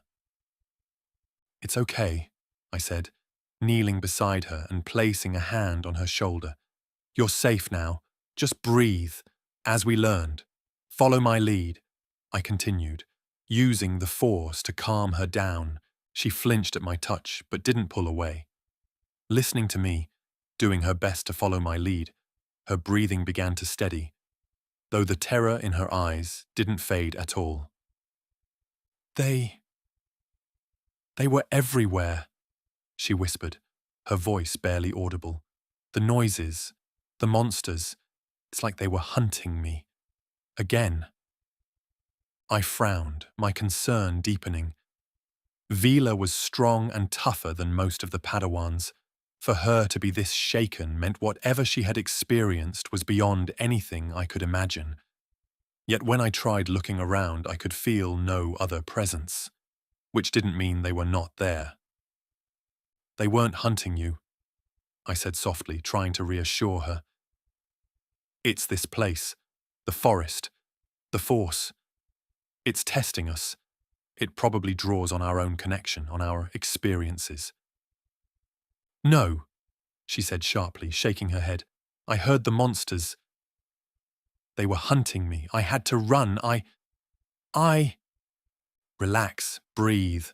I supported her before she could collapse, spending almost an hour calming her down and making her realize nothing was going to jump on us. By then, I totally forgot about my own fear, only focusing on keeping Vila calm and collected, realizing there was nothing hunting us. Not really, only our own fears. Her voice broke when she finally spoke again, and I felt a surge of emotion through the Force, fear, shame, and something deeper, a wound that hadn't healed yet. "I. She hesitated, her eyes glistening with unshed tears. "They used me," she whispered. "Back when I was a slave, they used me as bait, to lure predators, to trap them. I was..." She trailed off, her voice choked with emotion. I stared at her, the importance of her words sinking in. It was the first time she truly opened up to me. And now I had an understanding of Vila's strength, her aggression, her refusal to show weakness. It all made sense now. "You're not there anymore," I said firmly, meeting her gaze. "You're here, with me, with the Jedi, and we won't let anything happen to you." Her lip trembled, but she nodded, clutching her arms tightly around herself. The tyrannical weight of the night seemed to lessen around her a little as the fire crackled softly between us, its warmth pushing back the darkness. Watching her, I leaned back a little, kneeling there calmly, my eyes wandering around the forest, feeling it was different than before. It was calmer. It was as if our test was finished for the day, leaving us be, at least for now. Chapter 17. Vila's Find. The soft crackling of the fire had long since become the only sound between us as we sat there, watching it keep the night away. Even with the forest calming down and easing my own mind, none of us were in a headspace to just rest and sleep. Vila sat closer to the dwindling flames than I, her arms wrapped tightly around her knees. I watched her from my position, not even a meter away, my fingers juggling my crystal as my mind was thinking about what she told me about herself. I almost chuckled because the contrast between her current appearance and how she was while we sparred was day and night. But I understood why. I don't think I would be any better off in her place, either. When the first sign of morning was coming, the sky lightening and our fire going out, I stood up, stretching, jolting Vila out of her stupor. "We should start moving," I said, my voice calm and still hushed. "If we follow the Force, it'll lead us back to the others." I watched as her leku twitched, but she didn't move. Leaning forward, I saw that her violet eyes remained fixed on the dying fire, a storm of emotions swirling within them. It wasn't about fearing the forest anymore. This was something different, so I sat down beside her, touching her shoulders. "Vila," I began, my tone as gentle as possible. "What's wrong?" "I haven't found it yet," she admitted, her voice barely audible. "My own Kyber crystal. Everyone else is finding theirs, I am sure of it. Just look at you, but not me. It's not a race. The Force guides us in its own time. Maybe your crystal just hasn't revealed itself yet." I murmured, trying to soothe her mood. "Maybe you were too afraid to pick up on it until now. ... Let's try it while we walk, shall we? I am sure it will show itself to you." "What if it never does?" Her voice rose, tinged with frustration and fear. "What if I'm not meant to be a Jedi? What if there's nothing for me out here?" She buried her face in her knees, her words muffled. "What if I fail?" Hearing her desperate voice and how she spoke, my heart ached at her vulnerability. I didn't know she could be like this, but I understood it. Being a slave, she built up a strong front to not allow her to doubt herself or show weakness. So, to reassure her once more, I gently squeezed my hand on her shoulder, my voice steady but kind. "You won't fail. The fact that you're here, that you've made it this far, and that Ben Skywalker chose you to come with us means the Force has a path for you. We'll find it together." She didn't respond immediately, but I felt some of the tension leave her body. After another silent moment, she finally nodded, wiping her eyes with the back of her hand, and stood up, letting me pull her to her full height. "Okay," she said softly. "Let's go." We extinguished the fire, stamping out the last embers before setting off, the sun quickly rising on the horizon. The jungle was less foreboding in the pre-dawn light that was chasing away the darkness and replacing it with a much calmer mood. I led the way, stopping occasionally and trying to get a feel for our path, or maybe lock onto Ben Skywalker's presence in the Force, without much success yet. Vila followed closely, her gaze darting nervously to the shifting shadows around us, snapping her head toward every foreign noise. The path we soon found ourselves on was treacherous, overgrown with roots and vines that seemed intent on tripping us at every step. I kept moving carefully, using my training to sense the safest route through the dense undergrowth. Vila, though still shaken a little, finally began to focus on her movements, her natural agility helping her navigate the terrain much better than I did. Hours passed as we trudged through the jungle, and no matter which direction I took her, the path became increasingly harder as we travelled.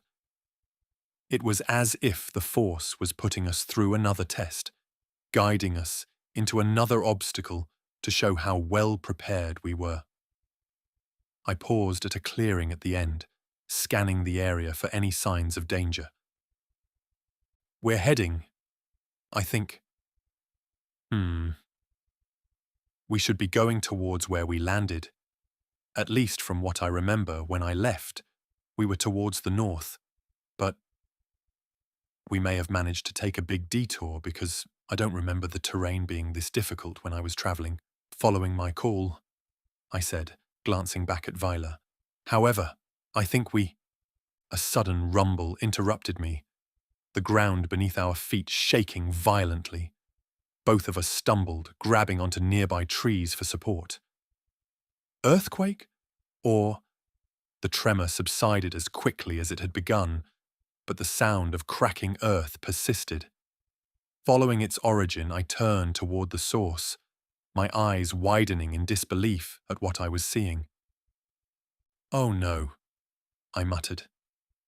Just ahead of us, the ground had given way to reveal a massive chasm separating, its edges jagged and unstable.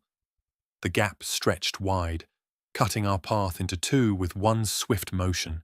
This was either a joke or, indeed, a test by the Force. Or by the planet? I couldn't tell. A bit wary of another quake, I approached cautiously, peering over the edge, surveying our sudden obstruction. The chasm plunged deep into the earth, its bottom obscured by shadows and faintly glowing crystals embedded in the walls. "We need to cross it," I shrugged, scanning the area for a potential route. But this bastardly change came out of nowhere and stretched in both directions without an end. "There's no other way." "How?" she asked, grimacing. "It's too wide to jump and the edges don't look stable." She was right, so I nodded, my mind racing. Turning back and finding a new route could take us all day again. While searching, I spotted a fallen tree nearby, most likely knocked out by the previous quake. Its trunk was long and sturdy, inlaid with thick crystalline rocks. "We can use that," I exclaimed, pointing at it. "It's not perfect, but it will hold until we cross it." Together, we worked to maneuver the tree into place, dragging it upright with great effort before letting it fall a second time to connect the two sides of the chasm. It was heavier than it looked, probably thanks to the crystals growing around and inside of it. But we managed to finish the work using all our strength and force. When finished, and it didn't fall into the massive hole in the ground, it took us at least 15 minutes to just sit there panting, regaining our strength before we even tried to cross over it. Stepping onto it, the trunk groaned under its own weight, and I watched cracks appear on its barks. "I don't like the sound of that," Vila grunted, and I had to agree, but it should be fine. To ease her mood, I tested it first, stepping cautiously onto the makeshift bridge and pushing my leg down on it. It held firm, though it creaked ominously with each step. Then I noticed it.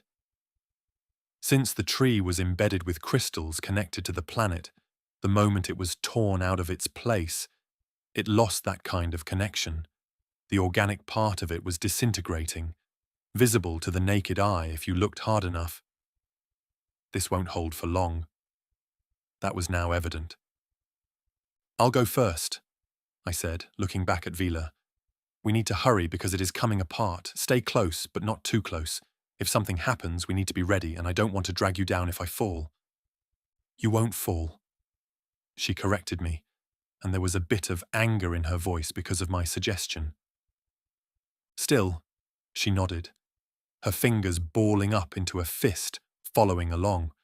With a long, calming breath, I began to cross, my movements slow, yet firm. I took measured steps, trying to stand on where crystals jutted out of the tree, knowing those parts had to be more sturdy than the flaking barks. "Pace your steps exactly where I do," I yelled back to her while continuing over the chasm. The tree swayed slightly under my weight when I had to stand on parts of it where no crystals were visible, but I kept my focus, using the force to maintain my balance. It felt like hours, but it was barely a minute until I reached the other side, allowing myself to let out a long, relieved sigh. She was a few steps behind me, her breath coming in shallow gasps. She moved cautiously, her eyes fixed on the other side, on me, not daring to look down. Then, just as she was at arm's length, the tree shifted slightly and she froze, her body tensing while quickly keeping her balance atop it. "You're okay," I said at once, my voice steady, ready to jump and try to grab her if the trunk snapped. "Just a little further." She nodded, chasing out her fears and taking another step, then another. Suddenly, the air around us seemed to shift, picking up speed for a moment. Wind? Right now? Really? I almost said something nasty when I saw Vila's eyes widen as a wave of energy surged through her. Unlike anything she had felt before, I could tell it. It was raw, powerful, and undeniable. She stopped, her gaze drawn downward, without any apprehension visible on her face this time around. "Kael," she whispered, her voice filled with awe. "Do you feel that?" I frowned at the answer because I did. Although I felt it through her, not by myself. Stepping closer to the edge, looking down, trying to see and feel what she was locked onto like a hawk. But it was kept vague before me. "Only for a moment," I muttered. "The Force," Vila continued, her voice trembling.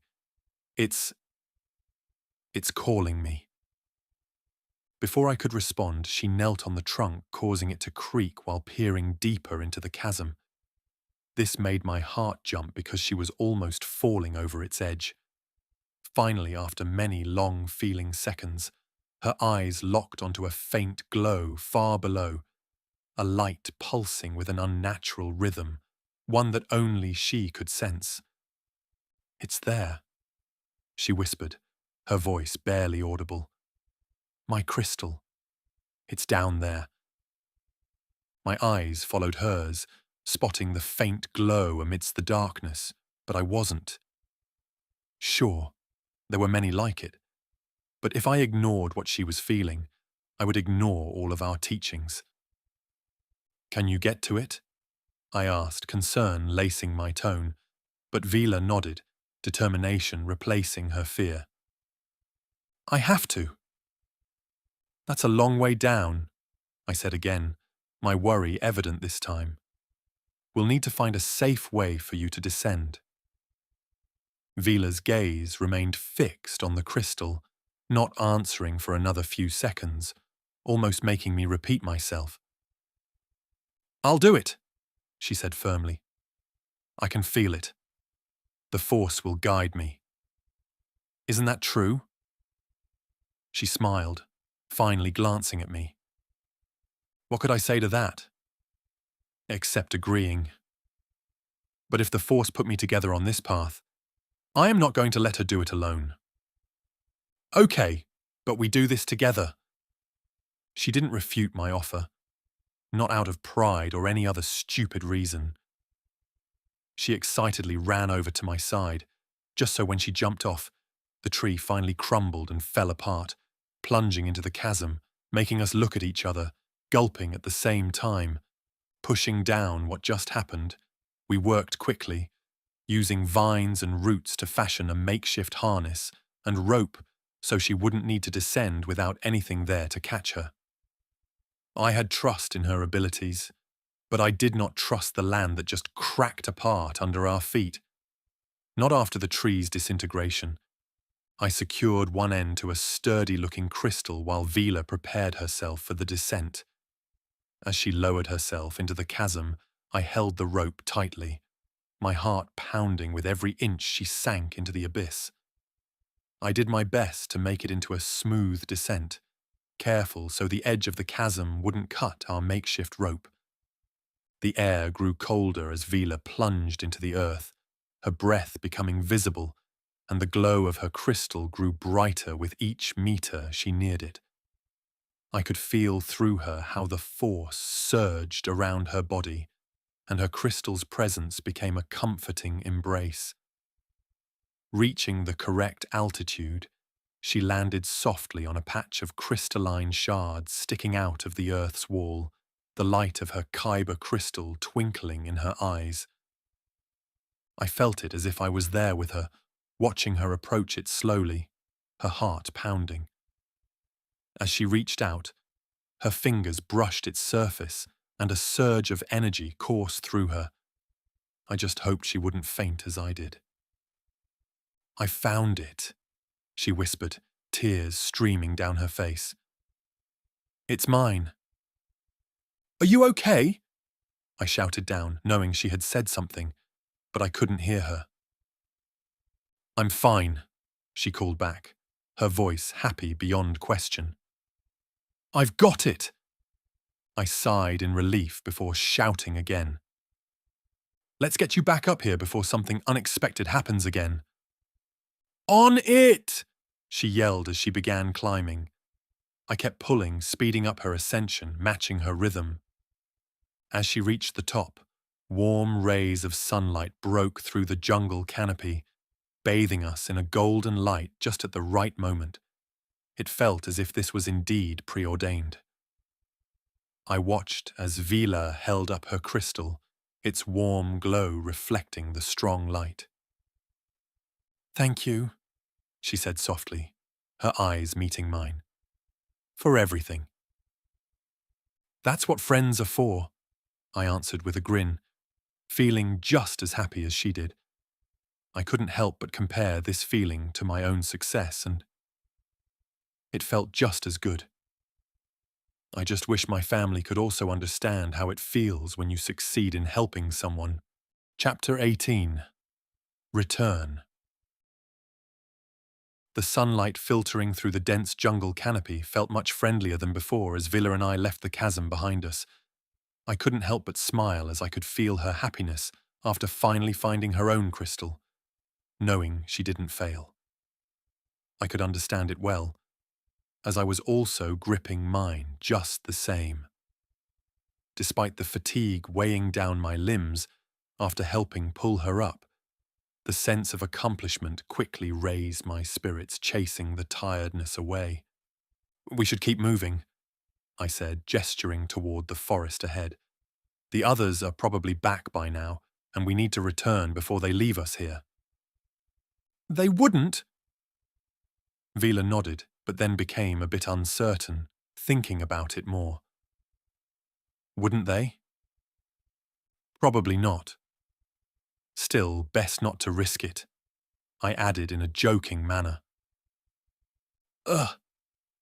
True, she muttered, looking one more time at the deep orange kyber crystal. Yeah, let's go.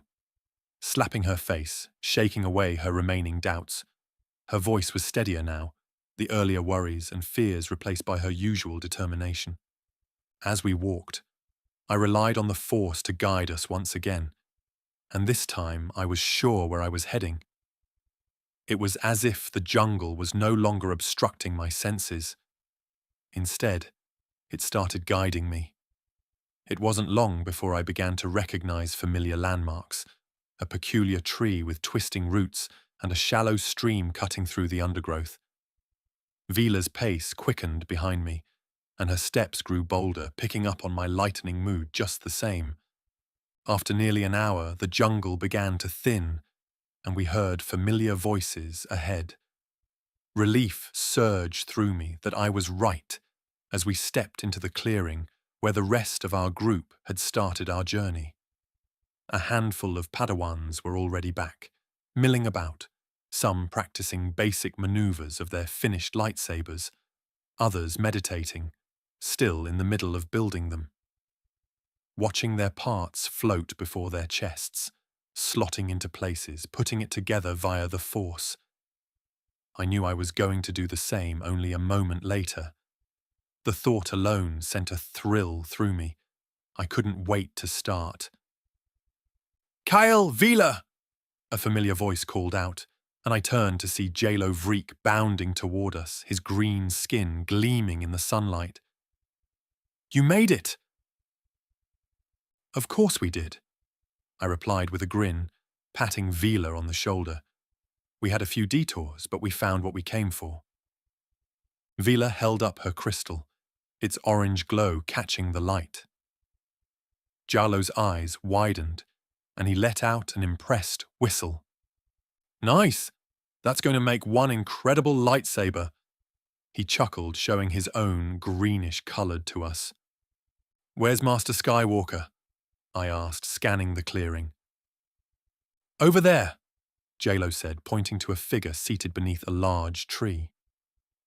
The moment I noticed him, our current master's calm presence stood out amidst the bustling Padawans, yet previously It was hidden until I looked directly at him, as if he had timed it.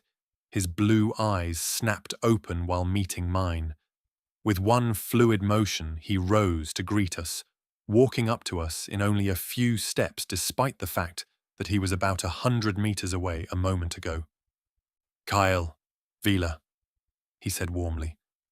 "I'm glad to see you both returned safely. Were you successful?" I nodded, holding up my crystal. Its cool, mostly bluish hue shimmered in the sunlight. Vila followed suit, showing hers with a small, proud smile. "Excellent work," Ben said, his voice filled with genuine pride. "You've taken an important step on your journey. Now, it's time to take the next one." He gestured toward a set of supplies laid out on a nearby table. "Everything you need to build your lightsabers is here. Take your time and let the Force guide you by choosing the appropriate materials." Vila and I exchanged a glance, excitement sparking between us. It was not a race, but the feeling was similar. We approached the table simultaneously, which was covered with various components: emitters, power cells, focusing lenses, and more. Each piece seemed to have been created with care, pristine, and waiting to be brought together into something greater. To be a lifelong companion of a Jedi. I selected my parts carefully, feeling the subtle pull of the Force, letting it guide my hand in picking them out one by one. As I worked, I couldn't help but glance over at Vila. Her movements were straightforward, her expression one of deep concentration, and the determination in her eyes was inspiring. I almost chuckled, as while I was taking them slowly, she was snapping her hand out and back, like a fishing bird, standing still until its prey got close enough to grab the correct part. "What do you think yours will look like?" I asked, breaking the silence. She flinched but didn't look up at me while answering. "Strong, practical, something that feels right in my hands." She held up a reinforced emitter, turning it over thoughtfully. "What about you?" "I'm not sure yet," I admitted. "I want it to feel balanced, something that reflects who I'm becoming." She nodded, her gaze looking at the side of my face before returning to her selection process. Then came the crucial part. Parting, we found a place to sit, placed the components into our laps, and began meditating. When we were taught about the procedure of making a lightsaber, it was more intricate than I'd expected, each component needing to fit perfectly with the others. But our masters taught us that a Jedi lets the Force guide their hand when building their lightsaber. It isn't like the manufacturing of a blaster rifle. It is part of a Jedi's being, after all. I didn't know what to expect, but as I slumped into my meditation, everything became clear and obvious, as if I always knew perfectly how to do it. While I assembled my lightsaber, I felt a sense of clarity I hadn't really experienced before. The Force flowed through me, guiding my hands and filling me with the required confidence in slotting the pieces at the right place, floating right before me. Without thinking about it, it seems like I copied the holovids I watched, and my lightsaber had a slightly curved hilt. I just hoped that the masters wouldn't chide me for it. Taking a deep breath, it was for the last part. Finally, I placed my Kyber crystal into the chamber. As I secured it, locking it into place, a surge of energy coursed through the hilt, and I knew it was ready. I glanced over at Vila, who was just finishing her own at the same time. Of course, she immediately caught my eye and gave me a slight nod. "Ready?" I asked. "Ready?" she replied. Together we stepped back into the clearing, the anticipation palpable. The other Padawans also paused their activities, as it was also a moment of curiosity for them too. Even if they didn't do it obviously, they still turned to watch as we ignited our lightsabers for the very first time. I pressed the activation switch, and a brilliant blue blade sprang to life with a resonant hum. It was perfect. The weight, the balance, the way it felt like an extension of myself. I couldn't help but grin, the excitement bubbling over. As I began testing it, I noticed that it wasn't exactly a clear blue. It had a pinkish afterhue. Or was my eyes playing tricks on me? No, it had a pinkish blue, almost violet gradient to the blade. Was my crystal defective? I quickly glanced at Ben Skywalker, but he didn't seem troubled, so it should be fine. Still, I will have to ask him for advice. To mask my sudden uncertainty, I chased the thoughts out of my head, glancing at Vila. She had also activated hers beside me, and her deep orange blade lit up the clearing. The color was striking, a vivid contrast to the other sabers around us, including mine. She was right. It would be strong as its color and power were clearly palpable. She stared at it for a moment, her expression a mixture of awe and pride, giggling. Then she gave the blade a few experimental swings, its hum cutting through the air. While smiling to myself, J-Lo was the first to approach, his own green saber already ignited. "Nice work, you two. Let's see how well you can handle it." "Oh? You asking us for a duel?" Vila raised an eyebrow, a playful smirk tugging at her lips. "You want to spar already?" "Why not?" J-Lo replied, twirling his blade. "It seems finding my crystal gave me the courage, and we've got time before everyone is back." "Do you hear him?" Vila looked at me, chortling, and I couldn't help but shrug. "Might as well give them a test run.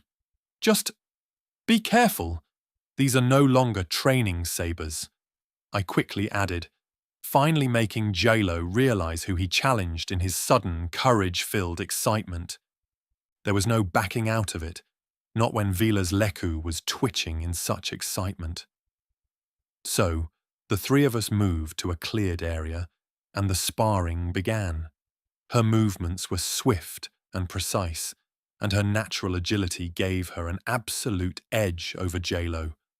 Her orange blade clashed against the Rhodian's green saber, the two of them exchanging a rapid series of strikes. It didn't take long for Jaro to be on his back feet, not against Vila. Heh! I watched for another moment before jumping in, my bluish blade intercepting Vila as she tried to press her advantage against J-Lo's Form 3, Sorisu. J-Lo's defenses were still not impenetrable as the form would suggest, and Vila was about to be too much for him to handle. Tagging him out, Vila didn't even flinch. She kept pressing on even stronger as I began dueling her in earnest. It was different. With my own saber, I felt that it was part of my hand, part of my body.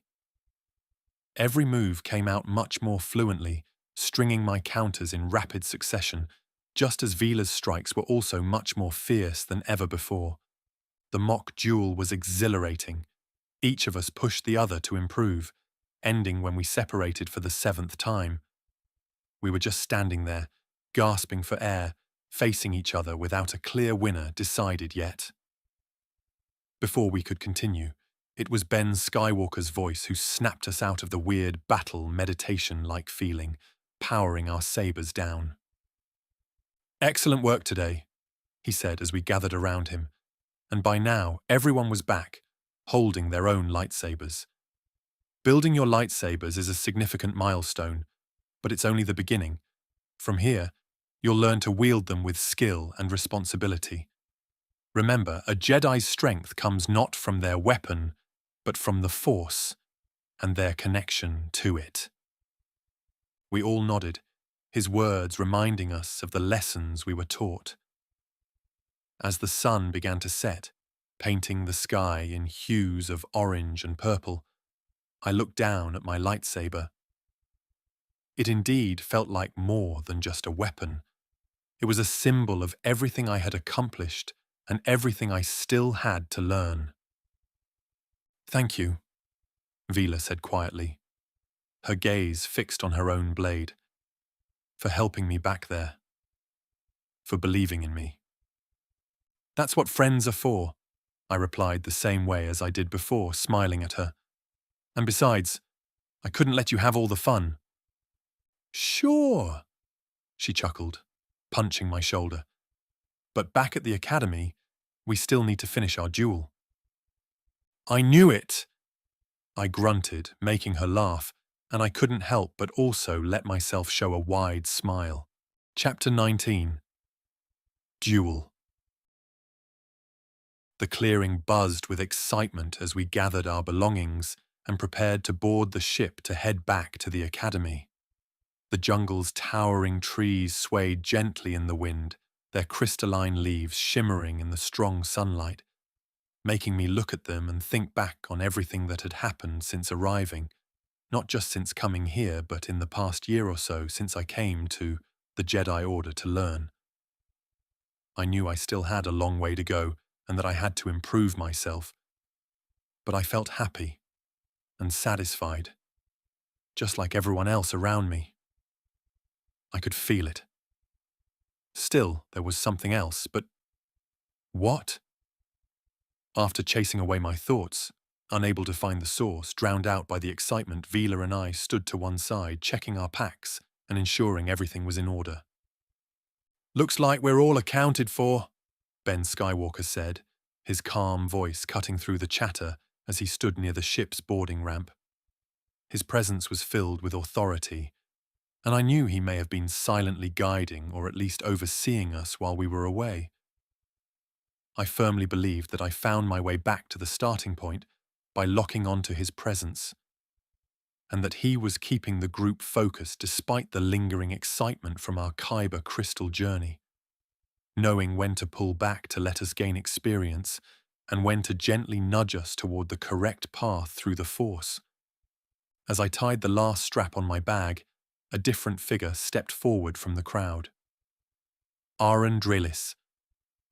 I wondered since leaving what his deal was because his words to me at the start of our journey were still ringing weirdly in my mind, although I did forget about it until now. His posture was rigid and his face looked severe. Subconsciously, I could read his mood. He was a bit disappointed. In what? Ah, I get it. It was him who I felt a moment before. He believed I would fail. I was somehow sure of it. Sensing his unfriendly disposition, a ripple of tension spread through me. But then I straightened my back, not wanting to back down. Vila's Leku twitched beside me, her posture immediately bristling with suspicion, noticing the change in the air too. Kael Varo, Aaron began, his voice loud enough to carry over the group. As if using the Force to make everyone notice him, all eyes turned toward us, and I felt the weight of their gazes settle on the two of us. Aaron's tone was formal, almost ceremonial, and my heart sank as I realized what was coming. It wasn't going to be a simple insult or something trivial. I, Aaron Drillis, challenge you to a duel, he said, his words hanging in the air like a thunderclap out of the blue sky. Here? Right now? Right after we got our lightsabers? Of course. A murmur ran through the group at once. Some of the Padawans exchanged uncertain glances, while others leaned forward, their interest piqued. While dueling was not rare, everyone knew Vila and I were going at it constantly while training. Both of us knew this was something different. This was an official challenge. Vila's eyes widened as she stood next to me. She was about to take a step forward, her hands curling into fists when I spoke up. A duel? I asked, keeping my voice calm despite the knot forming in my stomach. Aaron's blue eyes were unwavering as he met my gaze, nodding. Yes, here, in the presence of our peers and under the judgment of Master Skywalker, it's time we determine the truth about you, about your fake smiles and feigned friendships, of your manipulations. Are you serious? Well, I knew exactly what he meant, though. Aaron probably had always been skeptical of me, viewing my natural attunement to the Force and through it to others as a form of manipulation. To him, my ability to make connections and gain the trust of others wasn't genuine, but a calculated exploitation of my inborn gift. I'd sensed his unease before, but I could only put it into thought after Vila also explained it to me. Still, this was a public declaration, and I would lie if I said I wasn't annoyed by it. "You think a duel will prove that?" I asked, my tone steady. "It will show everyone who you truly are," Aaron replied, his voice sharp. "Whether you're as sincere as you appear or if you've been hiding behind the Force to win us over." He exclaimed in a calm tone, glancing at my lightsaber, and I knew he was also meaning my lightsaber's color. With its underlying hue, I knew it wasn't normal. We learned that most sabers are blue or green, but that there are many other variants depending on the Jedi and their attunement in the Force. As for mine, I knew not what it may really mean. Even I was unsure of it. "That's ridiculous!" Vila interjected, finally stepping in front of me. Her voice was filled with genuine anger, her eyes blazing, just like his lightsaber would when activated. "Kael isn't hiding anything. You're just making excuses because you can't stand that people like him." Aaron's gaze flicked to Vila, his expression unmoved. He scanned her face rather than her body, which was a bit of a mistake, as her twitching leku was telling more of her feelings than her face would, which was icy. "This isn't about popularity, Saresh. It's about integrity. And if he has nothing to hide, then he won't object to this duel." "It's okay," I said softly as I placed a hand on Vila's shoulder, gently guiding her back. She quickly turned to me, her frustration evident in her eyes, but I shook my head. "I'm not angry. Aaron has his reasons, and I understand them. You do too, because I understand them because of what you told me. Plus, Master Katan said that by exchanging moves one can understand the other better." "Kael," Vila began, her voice filled with disbelief, but I gave her a reassuring look. "I accept your challenge," I stated, meeting Aaron's gaze. The words came easily, and I meant them. I was confident in my skills anyway, and I didn't see this as a personal attack, but as an opportunity to address his doubts, and perhaps my own too. In answer, Aaron inclined his head slightly, his expression unreadable. He turned to Ben Skywalker, who had been watching the exchange wordlessly, arms folded before his chest, letting it play out. "Master Skywalker, will you preside over this duel?" Ben stepped forward, his hands slowly unfurling, falling to his sides. His gaze swept over the group, ensuring everyone's attention was on him, before addressing us. "A duel like this is a serious matter," he began, his voice firm. "It is not a game or a means to settle petty disputes. It must serve a purpose beyond personal grievances." His eyes settled on Aaron. "Are you certain this is necessary?" "I am, Master," Aaron replied. "This is about clarity and truth, not anger or revenge." Hearing him speak and watching his eyes, Ben nodded slowly and turned to me. "And you, Kael, do you understand the gravity of what you've agreed to?" "I do," I said, my voice steady. "I have no ill will toward Aaron. If this duel will bring understanding for him, I'm willing to go through with it. I will hold no grudges, whatever outcome is reached at the end of it." Master Skywalker studied me for a moment longer, his expression unreadable, but I never drew my eyes away or blinked, not until he nodded. "Very well. We will hold the duel here before we leave this planet. I will serve as judge, and the contest will follow the standard rules of sparring. Sabers only. No using the Force for tricks or secondary attacks. Understood?"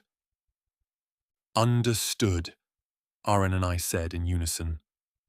Ben glanced at the group of Padawans, his gaze lingering on each of them, thinking a little before continuing. Let this be a lesson for all of you. This duel is not about victory or defeat. It is about understanding one another and strengthening our bond as Jedi.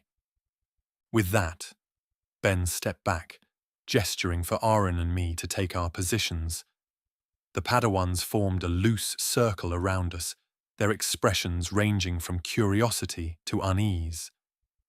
Vila stood at the edge of the group, her arms crossed and her face set in a foul, tempestuous glare, ready to blow at any moment. I could feel she wanted to join the dueling circle and batter Aaron into the ground. Whatever the outcome will be, I had a feeling she would challenge him later anyway. As I stepped into the clearing, I unclipped my newly built saber from my belt, its weight settling perfectly in my hand. Aaron did the same. His movements were precise and practiced. I surveyed his stance and identified it quickly. It was Form 5, Gemso, made for dueling. Well, not in a way like mine, but by overpowering his enemies. While mine was for deflection and redirection, his was for raw power. If I recall right, it was this form that ended the last Makashi master's life, separating his head from his shoulders. Thankfully, this was not a life or death duel. Whenever you're ready, Ben said, his voice calm but commanding, his senses enveloping both of us through the Force. I took a deep breath, centering myself, shutting the outside world out. The Force quickly flowed through me, steady and unyielding, and I allowed it to guide my movements. I could sense Aaron's focus, his determination, and beneath it all, a flicker of doubt. As for what for, I couldn't read it. Still, Master Kaetan was right. Sometimes clashing is a form of exchanging ideas. The first move was Aaron's. His blade came down with a powerful vertical strike, his blue saber humming loudly as it cut through the air. I sidestepped, pivoting on my heel and angling my own saber to redirect the blow away from me.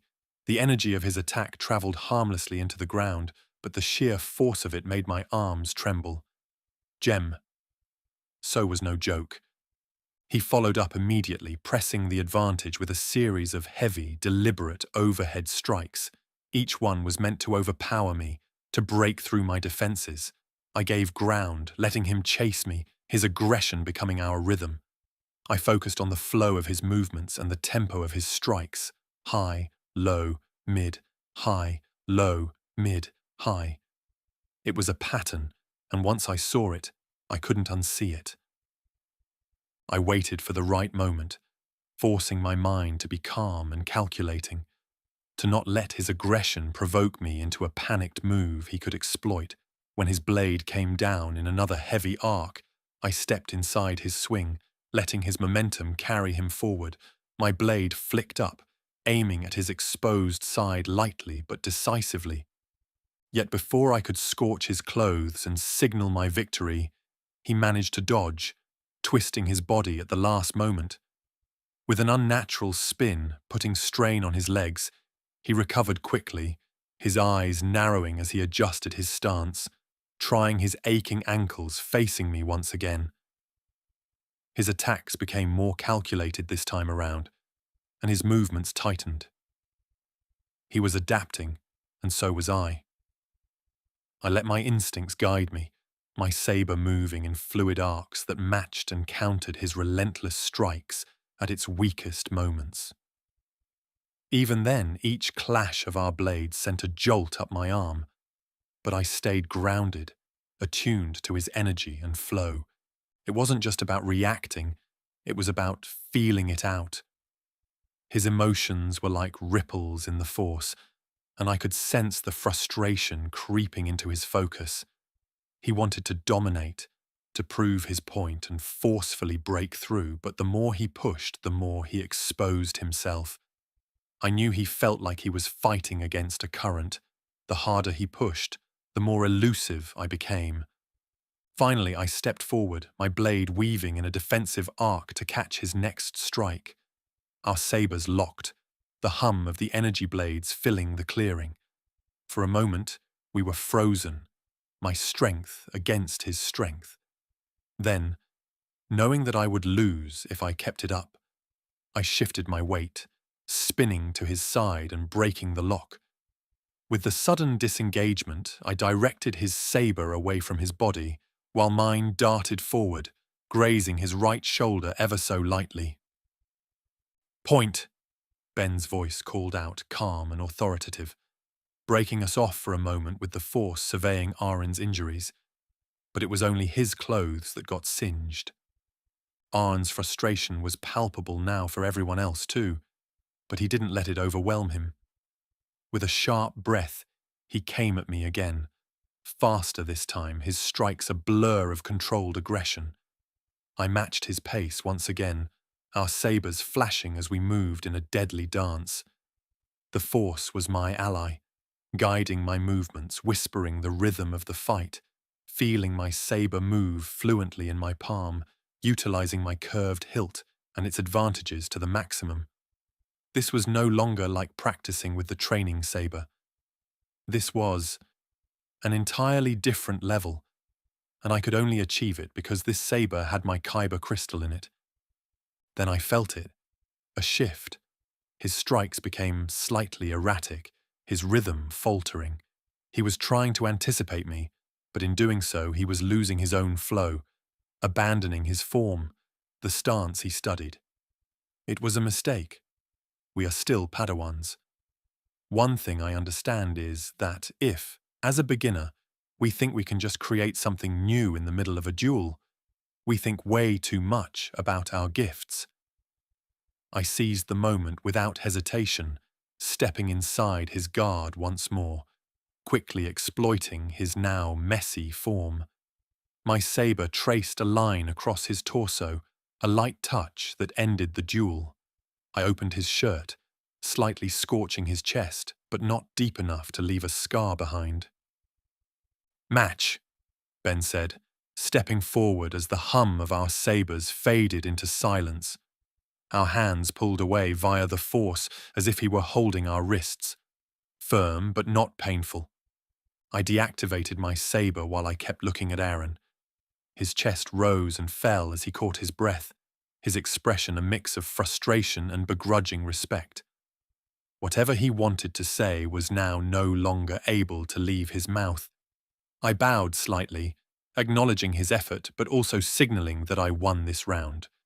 The duel was over, but I knew that it was not the last time he or maybe others would approach me about this again. Chapter 20. Friends.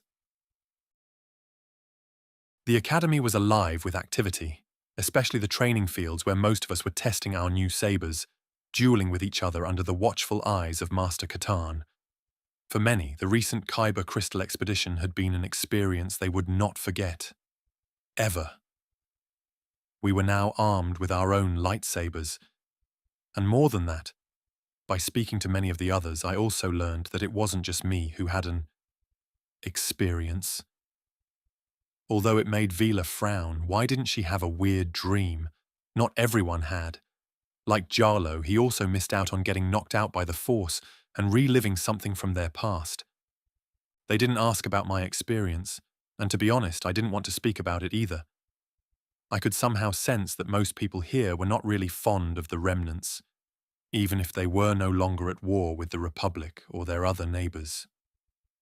Today, Vila and I stood at one end of the sparring arena, our sabers ignited and casting a bright, vibrant glow across our faces as we charged at each other. My blue blade met Vila's deep orange in a flurry of strikes and parries, clashing multiple times before separating once again.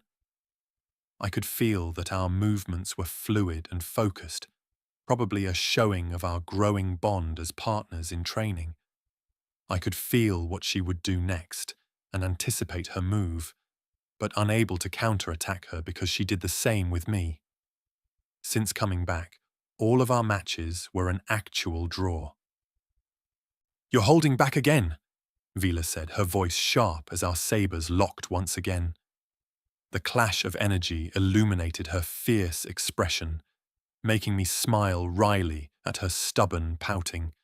"Stop doing that!" "I'm not holding back. You're just that good," I grunted, letting my smirk show because it was the truth. Vila's leku twitched in irritation when she saw my grin as she spun into another attack, her strikes swift and precise. "I mean it, Kael. Fight me properly or this won't mean anything." "Damn it, girl." "I am doing exactly that." Of course, I didn't say that out loud. Instead, I met her strike with equal force, our blades clashing in a burst of light once again. Vila's aggression was unrelenting, her style bold and fiery. I could only rely on my instincts, redirecting her power with measured precision, using my form to its fullest. Once again, the intensity of our sparring drew the attention of a few other Padawans. Still, we remained focused on each other, pushing ourselves to the limit, unable to care about who was watching. When our session ended, it was because Master Kaetan separated us via the Force, pushing us to our corners from far away, signaling it should be enough, and that it was another draw. Tsk. Another draw.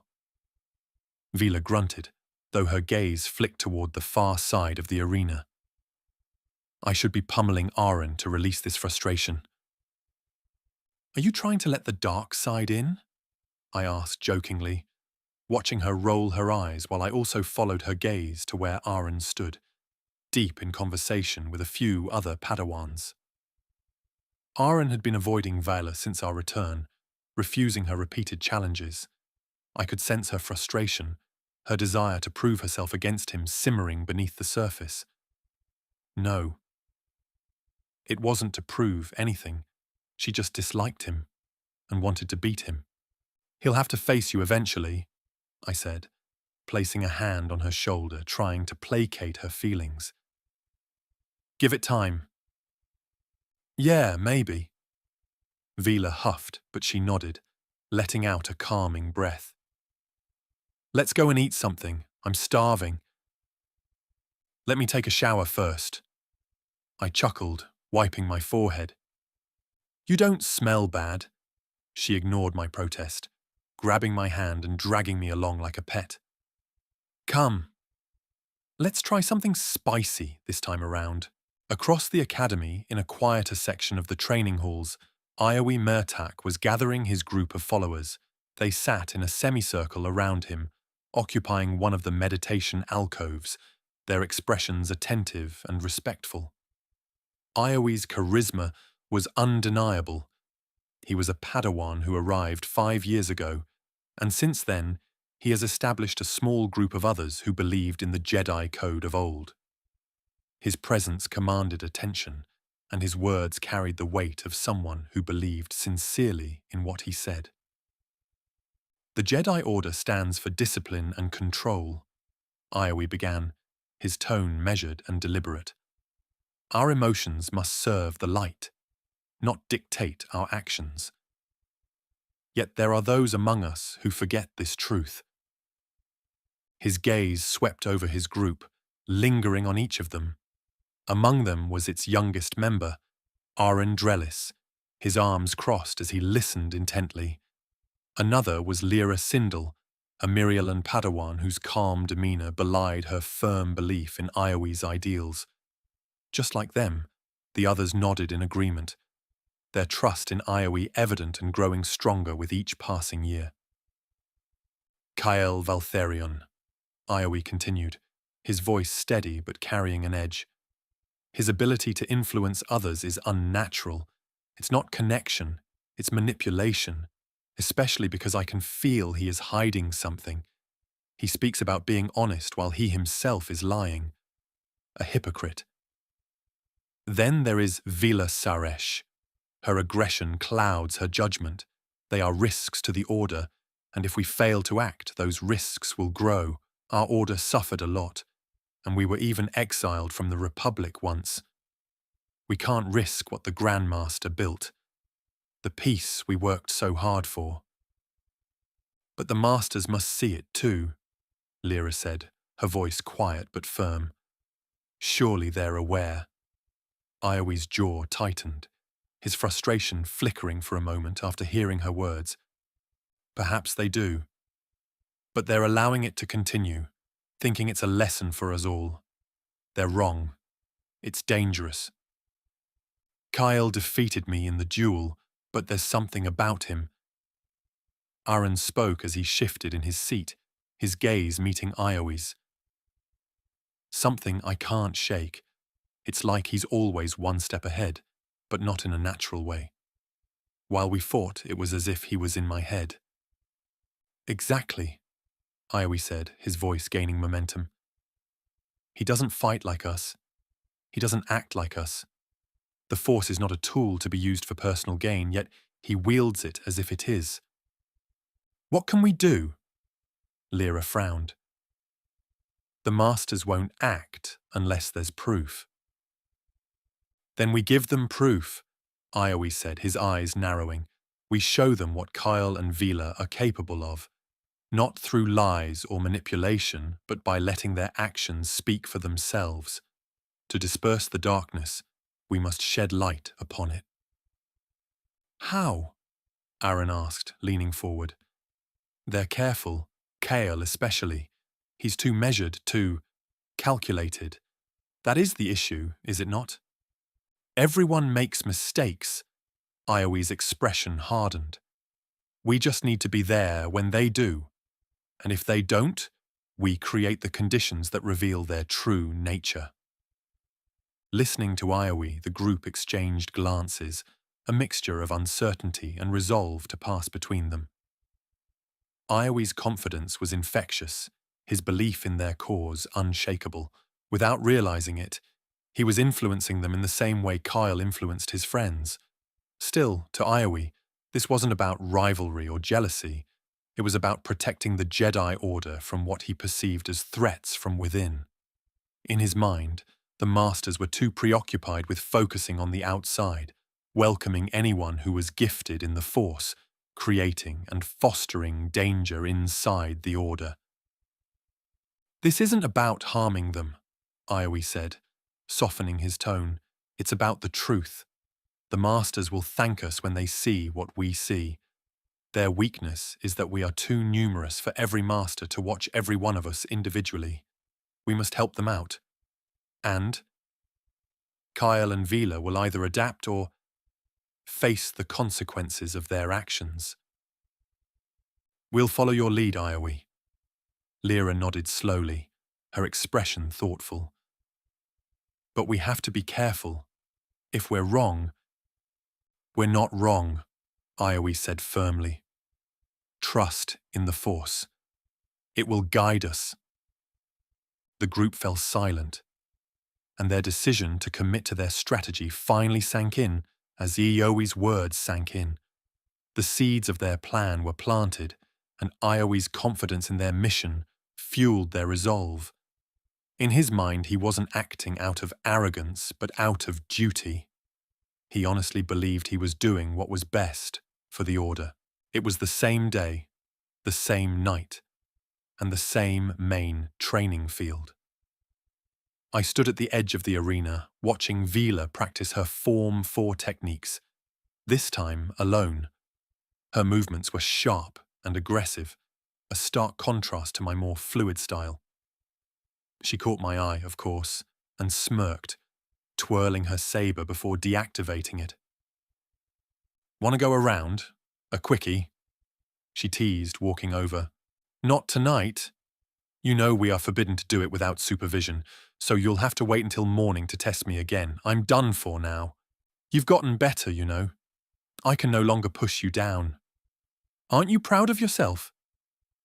Vila's smirk softened into a genuine smile. It's not about pride, I mumbled, pursing my lips as she was speaking. If she had always won in our previous bouts, she did not. Humph. It's about getting better for the right reasons. Good answer. Her expression turned more serious all of a sudden. But don't forget, you're not alone in this. Whatever Aaron or anyone else thinks, we've got each other's backs. I trust you, Kael. And you can trust me. I'll stand with you. Same. I nodded, the weight of her words settling over me, making me feel warm. I didn't know what would happen in the future, but I knew one thing for certain. Vila would be my truest friend. My first friend, really. Whatever happens, I'll back you up too.